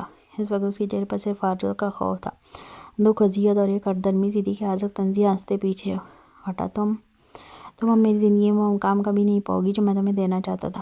تمہیں آزاد تو میں ہرگز نہیں کروں گا تاکہ تم اپنے بھائی سے مل سکو۔ تم اسی کمرے میں قید رہو گی سے سکر جینے کے لیے۔ تم نہیں جانتی ایلف دلشیر تم نے کیا کھویا۔ تم ہماری سفارش پر خود منہ کے بل گری ہو۔ میں تمہیں اب حقیقت میں میرے باپ سے نفرت کرنے کا موقع دوں گا کہ اس نے مجھے پیدا کیا جس نے تمہاری زندگی برباد کر دی۔ تڑپتی رہو گی اس کمرے میں، پر آزادی نہیں دوں گا تمہیں۔ قدم پیچھے لیتا وہ کمرے سے نکلنے کا تو ایلف فوراً بیڈ سے اترتی اس کی جانب بھاگی اور عارضک کا بازو سختی سے بوجھ لیا۔ نہیں، تم ایسا نہیں کر سکتے، نہیں کر سکتے۔ نفی میں سر لہتی وہ تیزی سے رونے لگی۔ اس کمرے سے اسے خوف محسوس ہو رہا تھا۔ شکر کرو اسے زیادہ کچھ برا نہیں کر رہا، ورنہ تم اپنے پیدا ہونے پر افسوس کرتی۔ غصے سے ایلف کی آنکھوں سے نکلنے والے آنسو کو جھٹکتے اس نے ایلف کو پیچھے بیڈ پر دھکا دیا اور دروازہ لاک کر کے کمرے سے باہر نکل گیا۔ اور آج تک ایلف تنہا کمرے میں خوف سے پھر سے دروازے کو پیٹنے لگی، پھر اسی دروازے کے ساتھ لگتی زمین پر بیٹھتی چلی گئی، منہ پر ہاتھ رکھتی بے تحاشا روتی۔ وہ چھت پر لگے پنکھے کو دیکھنے لگی۔ میں سچ کہہ رہی ہوں، اپنا سر ہاتھوں میں تھامتی وہ زاروں قطار رونے لگی۔ آج ہی تو اس رشتے کو دل سے قبول کیا تھا اور آج ہی اس رشتے کے نازک احساسات خاک ہو گئے تھے۔ وہ ایلف کو کمرے میں بند کر کے واپس اپنے کمرے میں آیا تھا۔ زوردار آواز سے دروازے کو بند کیا۔ ایک دھاڑ کی آواز کے بعد کمرے میں خاموشی چھا گئی۔ کمرہ بالکل خاموش تھا، ایک وحشتناک خاموشی۔ پھر ایک دم جلال ماتا وہ کمرے کی ایک ایک چیز زمین بوس کرتا اپنے اندر کا اشتعال باہر نکالنے کا۔ اس کا غصہ کسی طور کام نہیں ہو رہا تھا۔ اسی کی بیوی، اسی کی محبت، اپنی نفرت میں اس کے باپ کو ریپسٹ بول چکی تھی۔ پورے کمرے کا عشر بگاڑنے کے بعد بھی جب اندر کی گھٹن کم نہ ہوئی تو وہ زمین پر گھٹنوں کے بل بیٹھتا بری طرح سے سکنے لگا۔ وہ جوان بھرپور توانامات بے بسی کے احساس سے تڑپے رو رہا تھا۔ کوئی بھی اس کے دل کو دیرتا تو وہ منہ توڑ جواب دیتا، پر اس کے دل کو زخمی کرنے والی کوئی اور نہیں اسی کے دل کی مکین تھی۔ اپنے بال مٹھی میں دبوچتا وہ آنکھیں مید گیا۔ شاید محبت اسے راست نہیں آئی تھی، محض 2 راتوں کی چاندنی تھی، پھر اس کی محبت خود اس کے لیے اندھیری رات ثابت ہوئی تھی۔ منہ پر روشنی کی کرن پڑی تو اس کی بند پلکوں میں جنبش ہونے لگی، پھر بے چینی سے کروٹ بدلی تو کسی کی نظروں کی تپش دھوپ کی کرنوں کی تپش سے زیادہ تیز ثابت ہوئی تھی۔ یہی وجہ تھی کہ اپنی بوجھل آنکھیں کھولیں تو نظریں مقابل کی سرمئی گہری آنکھوں سے ٹکرائیں۔ وہ اس کے بہت قریب تھا، وہ تقریباً اس کے پہلو سے لپٹی ہوئی تھی۔ زرمش یکدم جھٹکے سے اٹھ بیٹھی، دل تیزی سے دھڑکنے لگا۔ زاویار خانزادہ اسے یوں بیٹھتا دیکھ دلکشی سے مسکرایا اور خود بھی بیٹھتا بیٹھ کر ان سے ٹیک لگا گیا۔ زاویار کے چہرے کی مسکراہٹ بہت گہری تھی۔ وہ زرمش کی پشت پر بکھرے بالوں کو دیکھ رہا تھا۔ زرمش جو اپنی آواز سنبھالتی ذہن پر زور ڈالنے کی کوشش کر رہی تھی کہ کیا ہوا تھا، کیونکہ جہاں تک اسے یاد تھا رات وہ بارش میں بھیگ رہی تھی اور اپنے مرنے کی دعائیں مانگ رہی تھی۔ پھر وہ کمرے میں بستر پر کیسے؟ پھر اچانک نظر اپنے وجود پر موجود زاویار کی ٹی شرٹ ٹراؤزر پر پڑی تو دل دھک سے رہ گیا۔ وہ بے یقینی سے اپنے وجود کو تکتی اچانک حیرت سے پھٹی آنکھوں سے زاویار کو دیکھنے لگی، جو شرٹ لیس نگاہوں میں دنیا جان کی شوخی اور معنی خیزی لیے اسے ہی دیکھ رہا تھا۔ کیا کچھ نہیں تھا اس کے خمار آلود بہکی ہوئی نظروں میں کہ زرمش کا چہرہ سرخ پڑنے لگا۔ پھر اس کی بننا سینے پر نظر پڑی تو فوراً نظریں پھیرتے کسی اچھوت کی طرح بیڈ سے اتری۔ زاویار نے بغور اسے دیکھا۔ وہ ہلکی ہلکی لرز رہی تھی، جیسے کچھ قبول کرنا چاہ رہی ہو پر ذہن قبول نہ کر پا رہا ہو۔ زاویار نے اس کم اوقات لڑکی کی کم عقلی پر ایک گہری سانس کھینچی۔ کیا ہوا؟ تمہاری طبیعت ٹھیک ہے؟ زاویار نے بیڈ سے اترتے اس کی جانب قدم بڑھائے تو وہ یکدم قدم پیچھے لے گئی۔ یہ میرے کپڑے؟ اسے سمجھ نہ آیا وہ کیا پوچھے، بس دل نے شدت سے دعا کی ویسا کچھ نہ ہوا جیسے ظاہر ہو رہا تھا۔ تم واضح انداز میں دیکھ سکتی ہو یہ تمہارے نہیں میرے کپڑے ہیں، پر تم پر جچ رہے ہیں۔ زاویار نے اسے دیوار سے لگتے دیکھ اس کی ایک جانب ہاتھ رکھا۔ اس کا خماری میں ڈوبا سرشار لہجہ زرمش کو بہت کچھ کھٹکا رہا تھا۔ میرے کپڑے بمشکل زاویار کی نظروں میں دیکھتے پوچھا تو اس کی خوفزدہ نظریں دیکھ زاویار کے لیے خود پر ضبط کرنا مشکل ہو گیا۔ یا تم اتنی معصوم بچی تو نہیں ہو جو ایسی باتیں سمجھ نہ سکو؟ اب میں شرٹ لیس ہوں اور تم میرے کپڑوں میں ہو، تم خود سمجھدار ہو، میرے بتانے کی ضرورت نہیں۔ زاویار کے کہنے کی دیر تھی، زرمش کی دھڑکنیں سست پڑنے لگیں۔ جھوٹ اس کے منہ سے محض اتنا نکلا تھا کہ زاویار نے نفی میں سر لاتے چہرہ اس کے قریب کیا۔ آنکھیں بند کرو اور محسوس کرو، تمہاری روح میں روم روم میں بس میرے لمس کی تپش بھری خوشبو خود احساس دلا دے گی، سچ ہے یہ جھوٹ؟ زاویار نے نرمی سے اس کے گال پر ہاتھ پھیرا تو زرمش کی آنکھیں اپنی بے بسی کمائیگی کے احساس سے پانی سے بھرنے لگیں۔ نہ میری جان، اس میں رونے والی تو کوئی بات نہیں ہے، آج نہیں تو کل یہ تو ہونا ہی تھا۔ وہ صاف جھوٹ کہہ رہا تھا، اس کا ضبط آزما رہا تھا، چاہتا تھا وہ اپنی چپ توڑے سے لڑے جھگڑے اپنے اندر کا غبار باہر نکال کرے۔ ہم میرے ساتھ ایسا نہیں کر سکتے۔ وہ یکدم چیختے زاویار کے سینے پر ہاتھ رکھتی اسے خود سے دور کرنے لگی، لیکن زاویار نے اس کے وہی ہاتھ تھام کر دیوار سے لگا دیا۔ وہ بری طرح سے سکنے لگی۔ ایسے ماتم کاری ہو جانب جیسے میں نے کوئی ناجائز کام کر دیا ہے۔ کل رات ٹھنڈ سے کام تھی، تم خود مجھ میں سمٹنے کی جستجو میں تھی، تو میں نے تمہارے نازک وجود سچ میں خود میں سمیٹ لیا، تو کیا غلط کیا؟ سادہ سے لہجے میں کہی اس کی بات پر زرمش کی آنکھیں ایک بار پھر پھٹیں۔ ایسا نہیں ہو سکتا، میں ایسا نہیں کر سکتی۔ وہ بھیگی پلکیں لیے معصومیت سے نفی میں سر لانے لگی۔ زاویار نے اپنا چہرہ اس کے چہرے کے قریب کیا، یوں کہ اس کی سانسیں زرمش کی سانسوں سے ٹکرانے لگی۔ ریلیکس میری جان، تم نے کچھ غلط نہیں کیا، شوہر ہوں میں تمہارا، حق ہے تمہارا مجھ پر، لیکن سچ کہوں تو کل رات میں اس سب کے لیے بالکل تیار نہیں تھا، مینٹلی ریڈی نہیں تھا، پر جب تم نے میرے دل کے مقام پر اپنے لب رکھے تو میں مجبوراً وہ بمشکل اپنی مسکراہٹ ضبط کرتا باقی الفاظ ادھورے چھوڑ گیا، جبکہ اب زرمش کے آنسو اس کی گالوں میں پھسلنے لگے تھے۔ آپ جھوٹ کہہ رہے ہو نا؟ اس نے جس قدر معصومیت سے پوچھا تھا زاویار مبہوت اس کے چہرے کو دیکھتا رہ گیا۔ ہاں، تھوڑا جھوٹ تھوڑا سچ، ہمارے درمیان کل رات بہت کچھ ہوا، بہت کچھ خاص ہوا جس سے سب کچھ بدل گیا، اور ابھی وہ نہیں ہوا جو تم سوچ رہی ہو۔ وہ بھی بہت جلد ضرور ہوگا، پر کل ویسا کچھ نہیں ہوا۔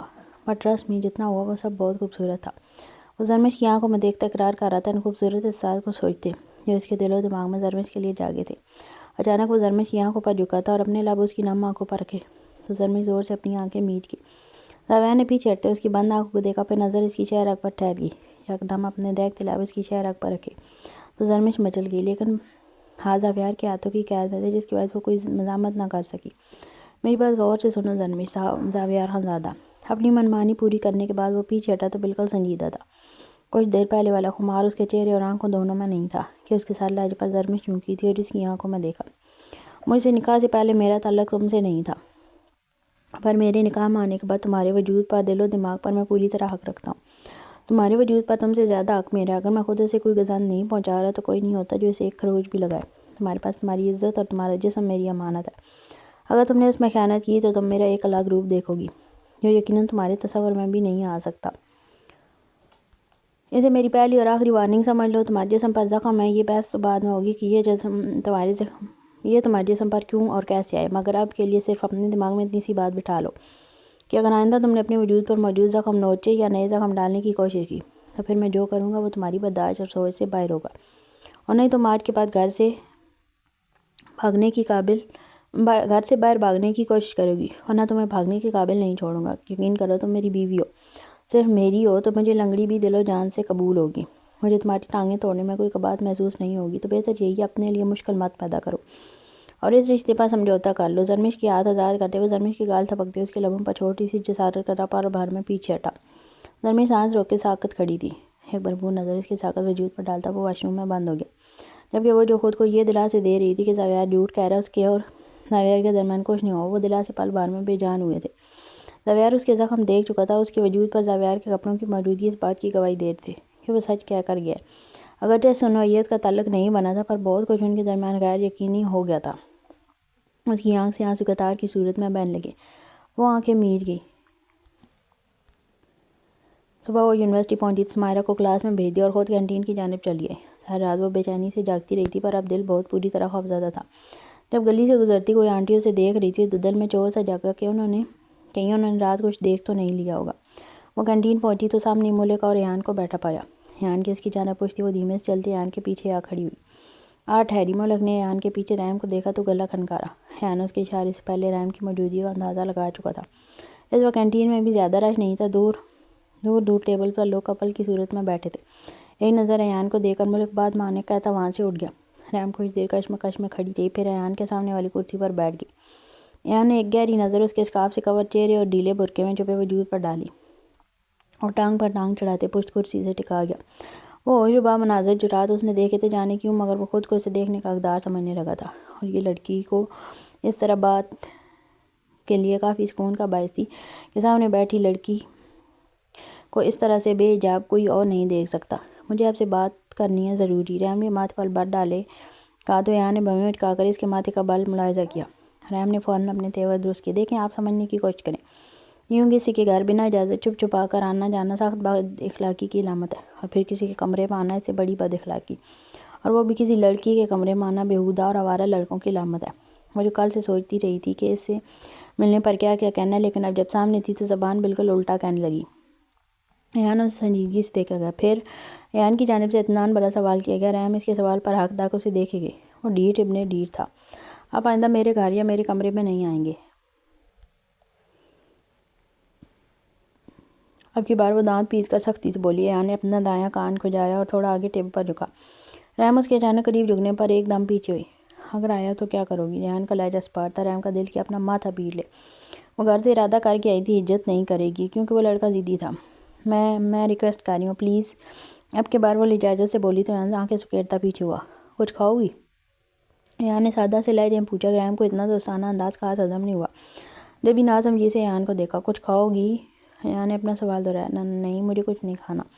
रैम ने इर्द गिर्द देखते नफी में सर लाया और कुछ कहना था। रेहान का अंदाज़ एक बार फिर स्पार्ट था। रैम का दिल किया इसके सर पर एक हथौड़ा मारकर भाग जाए।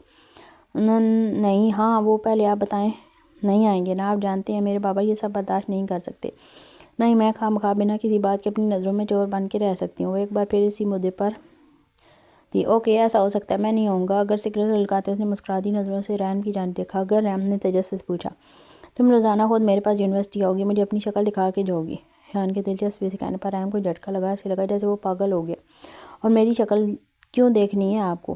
ہم نے وہ سخت جھنجھلائی تھی، پر ایان کی جانب سے ملنے والا جواب پل بھر میں اسے ساکت و جامد کر گیا۔ چہرہ سرخی مائل ہونے لگا سانس لینے کے لیے۔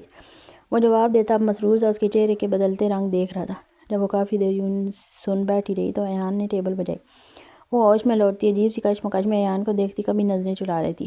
عجیب پاگل شخص ہے، کل تک مجھ سے نفرت کرتے میری سانس بند کرنے کے در پہ تھا، اور آج سانس لینے کے لیے مجھے دیکھنے کی ضرورت پڑ گئی ہے۔ کہیں مجھ سے محبت؟ دل میں سوچتے بساختہ اس کے منہ سے نہیں نکلا۔ ایان نے بھویں مچکائیں تو وہ ہوش کی دنیا میں لوٹی۔ یہ پیسے؟ اس کے فضول بات بدلنے کے لیے اس نے ہاتھ میں پکڑے 1700 روپے اس کے سامنے رکھے تو ایان کے ماتھے پر بال پڑا۔ یہ لڑکی اتنی اکڑو کیوں تھی؟ وہ سلسلہ بینتے اس نے ریحان کو سوالیہ نظروں سے دیکھا، جیسے پوچھ رہا ہو یہ کیا ہے؟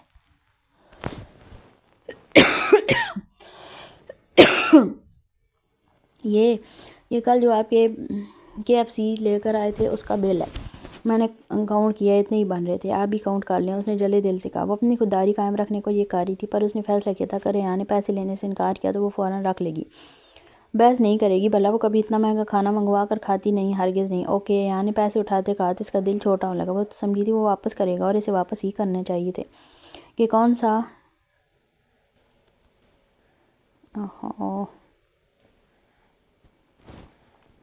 رحم نے اسے یہ سروس فراہم کرنے کا آرڈر دیا تھا؟ آخر خود لایا تھا اپنی مرضی سے، اس نے تو منگوایا نہیں تھا، مگر وہ اس آدم خور کے سامنے یہ ساری سوچ ظاہر نہیں کر سکتی تھی۔ تبھی انگلیاں چٹکھاتے کنکھیوں سے ایان کو دیکھا۔ 200 کم ہے اس میں۔ ایان نے پیسے مٹھی میں بند کرتے سنجیدگی سے کہا تو رحم کو لگا اسے سننے میں غلطی ہوئی ہے۔ جی؟ ناسمجھی سے پوچھا۔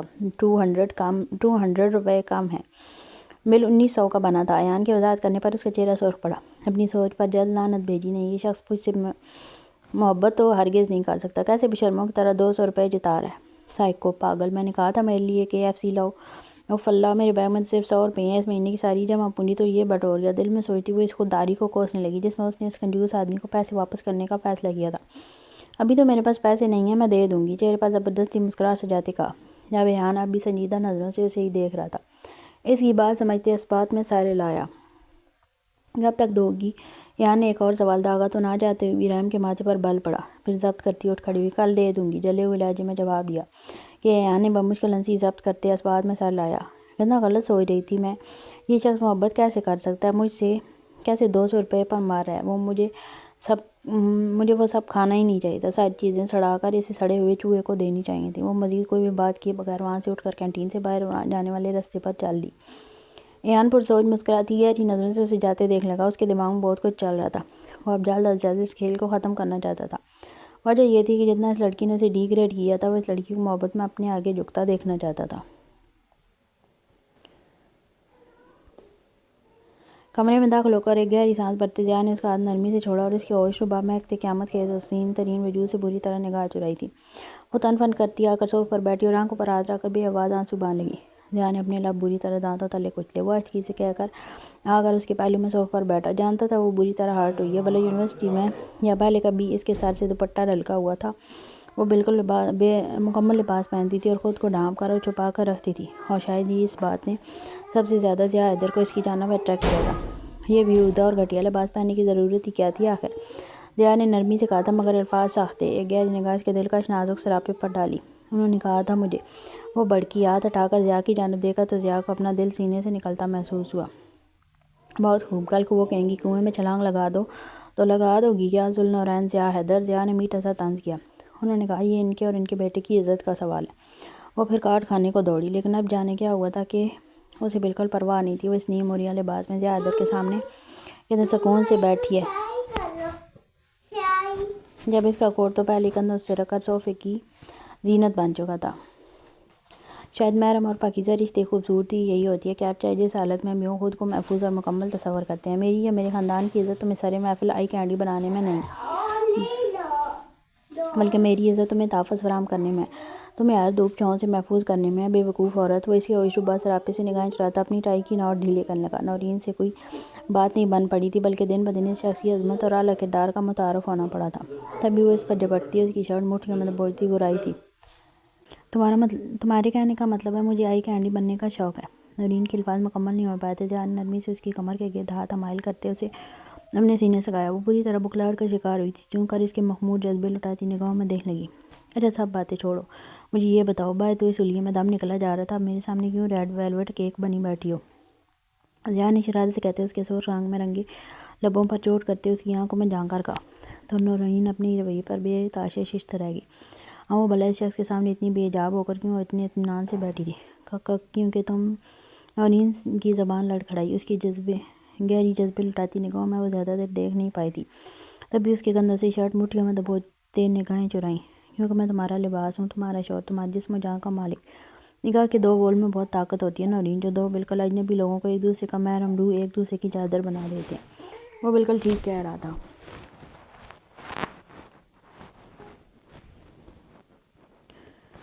नौरीन ने उसकी आंखों में भड़कते जज्बात के हाथे फिजा से निगाहें चुराई तो ज़िया ने अपने दिल की आवाज़ पर लब्बैक कहते उसकी आंखों पर अपने देखते लब रखे। कमरे में फसूं खेज खामोशी छा गई। नौरीन उसके इस एटीट्यूड से घबराई थी, तभी से अपना आप छुड़वा कर ड्रेसिंग रूम में गुम हो गई। ज़िया ने एक गहरी सांस अपने अंदर खींची और आज दिन के तमाम वाक़यात बारीक बीनी से अपने दिमाग में दोहराने लगा। 2 दिन यूं ही गुजरे। नौरीन ने यूनिवर्सिटी वापस ज्वाइन कर ली, पर यूनी में ज़िया से वैसे ही कट कर रहती जैसे ज़िया से उसका कोई ताल्लुक ना हो।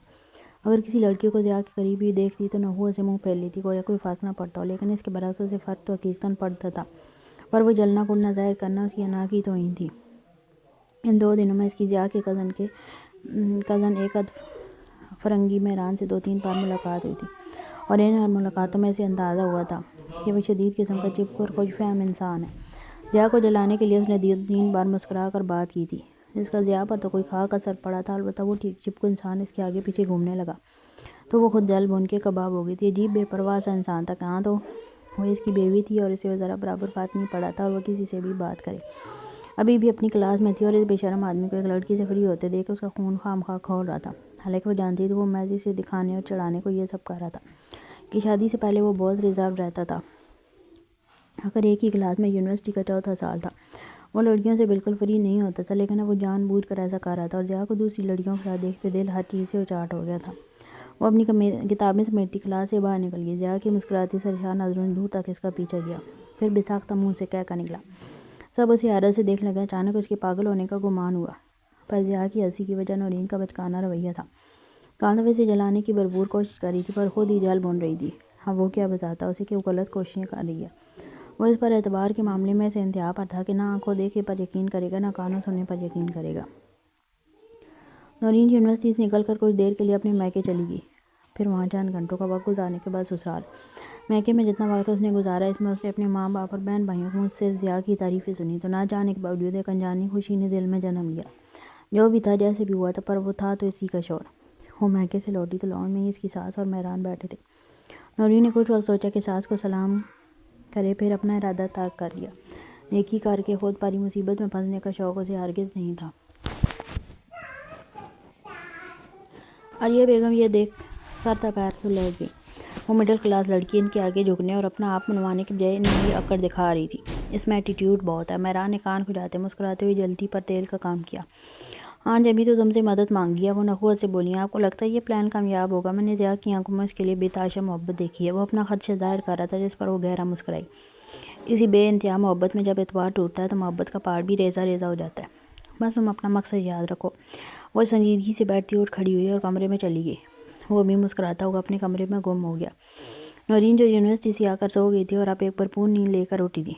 कमरा खाली पाकर चूंकि वक्त देखा तो रात 9 बज रहे थे और ज़िया अब तक नहीं आया था। वो ये सोचे वो कमरे से बाहर निकली। किचन से निकलती मुलाजमा से 1 कप कॉफ़ी का कहते ज़िया का भी पूछा तो मालूम हुआ वो अभी तक घर नहीं आया। तो मेरी कॉफ़ी छत पर ले आना, हुक्म देती वो सीढ़ियों की तरफ बढ़ गई। ये कौन सा तरीका है? शादी तो काली पर शादीशुदा ज़िंदगी के तरीके नहीं आए। कम ज़र्फ़ कल मुँह ये तौफीक ही नहीं हुई कि बीवी को इतला दे दूँ कि इस वक्त कहाँ आवारागर्दी करते फिर रहे हैं साहब बादर। वो से जल्दी कुर्ती माथे पर बल डाले वो छत पर गई तो तेज़ हवा के झोंके ने छूते उसका इस्तकबाल किया। वो रैकें के पास खड़ी होती आंखें बंद किए इस हवा को महसूस कर रही थी। जब कुछ देर बाद पोर्च में गाड़ी की आवाज़ सुनते ही चौंकी।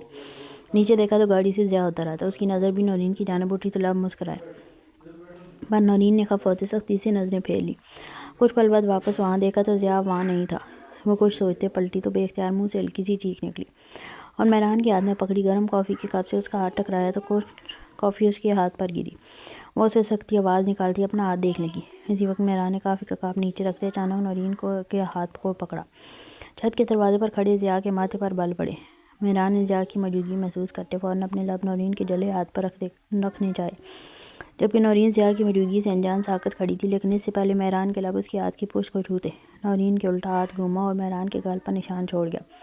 وہ گال پر ہاتھ رکھے حیرت سے نورین کو دیکھنے لگا، جب ضیاء نے اب کی بار مسکراتے اپنے قدم پیچھے لے لیے اور سیڑھیوں سے اترتا سیٹی کی دھن بجاتا کمرے میں چلا گیا۔ یوں غصے سے نورین کی طرف بڑھتے اس نے ایک نظر دروازے کی جانب دیکھا۔ اب وہاں ضیاء نہیں تھا، مطلب وہ غلط فہمی پال کر جا چکا تھا۔ مہران اچانک غصہ پیتا گہرا مسکرایا۔ نورین اس کے اچانک بدلتے تاثرات دیکھتی ہوئے لرز گئی۔ کوئی بات نہیں بھابی جی، آپ کا یہ تھپڑ بھی مجھے قبول ہے، اسی بہانے ہم نے چھوا تو صحیح۔ ایک آنکھ دباتا وہ بعد میں سے بدلہ لینے کا ارادہ رکھتے وہاں سے چلا گیا۔ نورین نے غصے سے بڑبڑاتے اپنے جلے ہوئے ہاتھ کو دیکھا، پھر تن فن کرتی خود بھی چھت سے نیچے اتر گئی۔ کمرے میں آئی تو ضیاء کو صوفے پر بیٹھے دیکھا۔ وہ آنکھیں موندے صوفے سے سر ٹکائے نیم دراز تھا۔ زور سے دروازہ بند کرتی وہ کمرے میں ہاتھ باندھے ضیاء کے سامنے کھڑی ہوئی۔ میں اپنی امی کے گھر جا رہی ہوں ضیاء ادھر، اور خبردار جو تم مجھے لینے آئے، تمہیں میری کوئی پرواہ ہے بھی کہ نہیں؟ سارا دن نہ جانے کہاں غائب رہتے اور بتانے تک کی توفیق نہیں ہوتی۔ اس نے تنگ کر غصے سے آگ بگولا ہوتے کہا۔ دوپہر گئی تو تھی میں کہ اب پھر اماں کی یاد آ رہی ہے؟ اپنی آنکھیں کھولتے اس نے سنجیدگی سے کہا، پر اس کے لہجے کا سرد پن محسوس کرتی نورین ٹھٹکی تھی۔ تمہیں کیسے پتہ چلا میں میکے گئی تھی؟ ضیاء ادھر تم مجھ پر نظر رکھ رہے ہو؟ تڑک کر پوچھا۔ نہیں نظر نہیں رکھ رہا، گھر آیا تھا تمہارے پیچھے، پر تم بنا اجازت بلکہ بنا بتائے میکے میں تھی۔ کھڑے ہوتے وہ نورین کے برابر سے نکلتا واش روم میں چلا گیا۔ اس کا لہجہ سادہ تھا پر نورین کو تھکا تھکا سا لگا۔ وہ کچھ سوچتی وہیں صوفے پر بیٹھ گئی۔ کہیں ضیاء نے مجھے چھت پر مہران کے ساتھ تو نہیں دیکھ لیا؟ جب آیا تھا تب تو مسکرا رہا تھا، اب کیا ہوا؟ لب دباتے وہ سوچنے لگی۔ جب ضیاء فریش ہو کر واپس کمرے میں آیا، لائٹ آف کرتے بیڈ پر نیم دراز ہو گیا۔ ضیاء کا یہ خاموش رویہ اسے پہلی بار چبھا تھا۔ وہ گہری سانس لیتے صوفے پر نیم دراز ہو گئی۔ پھر جب نیند اس پر بھی غالب آنے لگی تو نیند سے بند ہوتی آنکھوں سے صوفے سے اٹھ کر بیڈ کی دوسری جانب لیٹتے آنکھیں موند لیں۔ کچھ لمحے لگے وہ گہری نیند میں چلی گئی تو ضیاء نے کروٹ اس کی جانب بدلی۔ نورین کی اسی جانب پیٹھ تھی تو وہ نورین کی کمر کے گرد آڑ لپیٹتے اسے پیچھے کھینچ گیا۔ نورین کی پشت اس کے سینے سے لگی اور نورین کے سر کے نیچے تکیے کی جگہ ضیاء کا بازو تھا۔ I love you more than my life۔ Noreen کے کان میں سرگوشی کرتا ہوا اس کے بالوں میں چہرہ چھپاتے خود بھی پرسکون نیند سو گیا، جبکہ دوسری جانب کوئی کمرے کے باہر چکر کاٹتا مستقل اندر اٹھتے اشتعال کو روک رہا تھا۔ مہران کا غصے سے برا حال تھا۔ اب یہ معاملہ اس کے لیے تفریح نہیں بلکہ بدلہ بن چکا تھا، جو وہ کل ہی چکانے کا ارادہ رکھتا تھا۔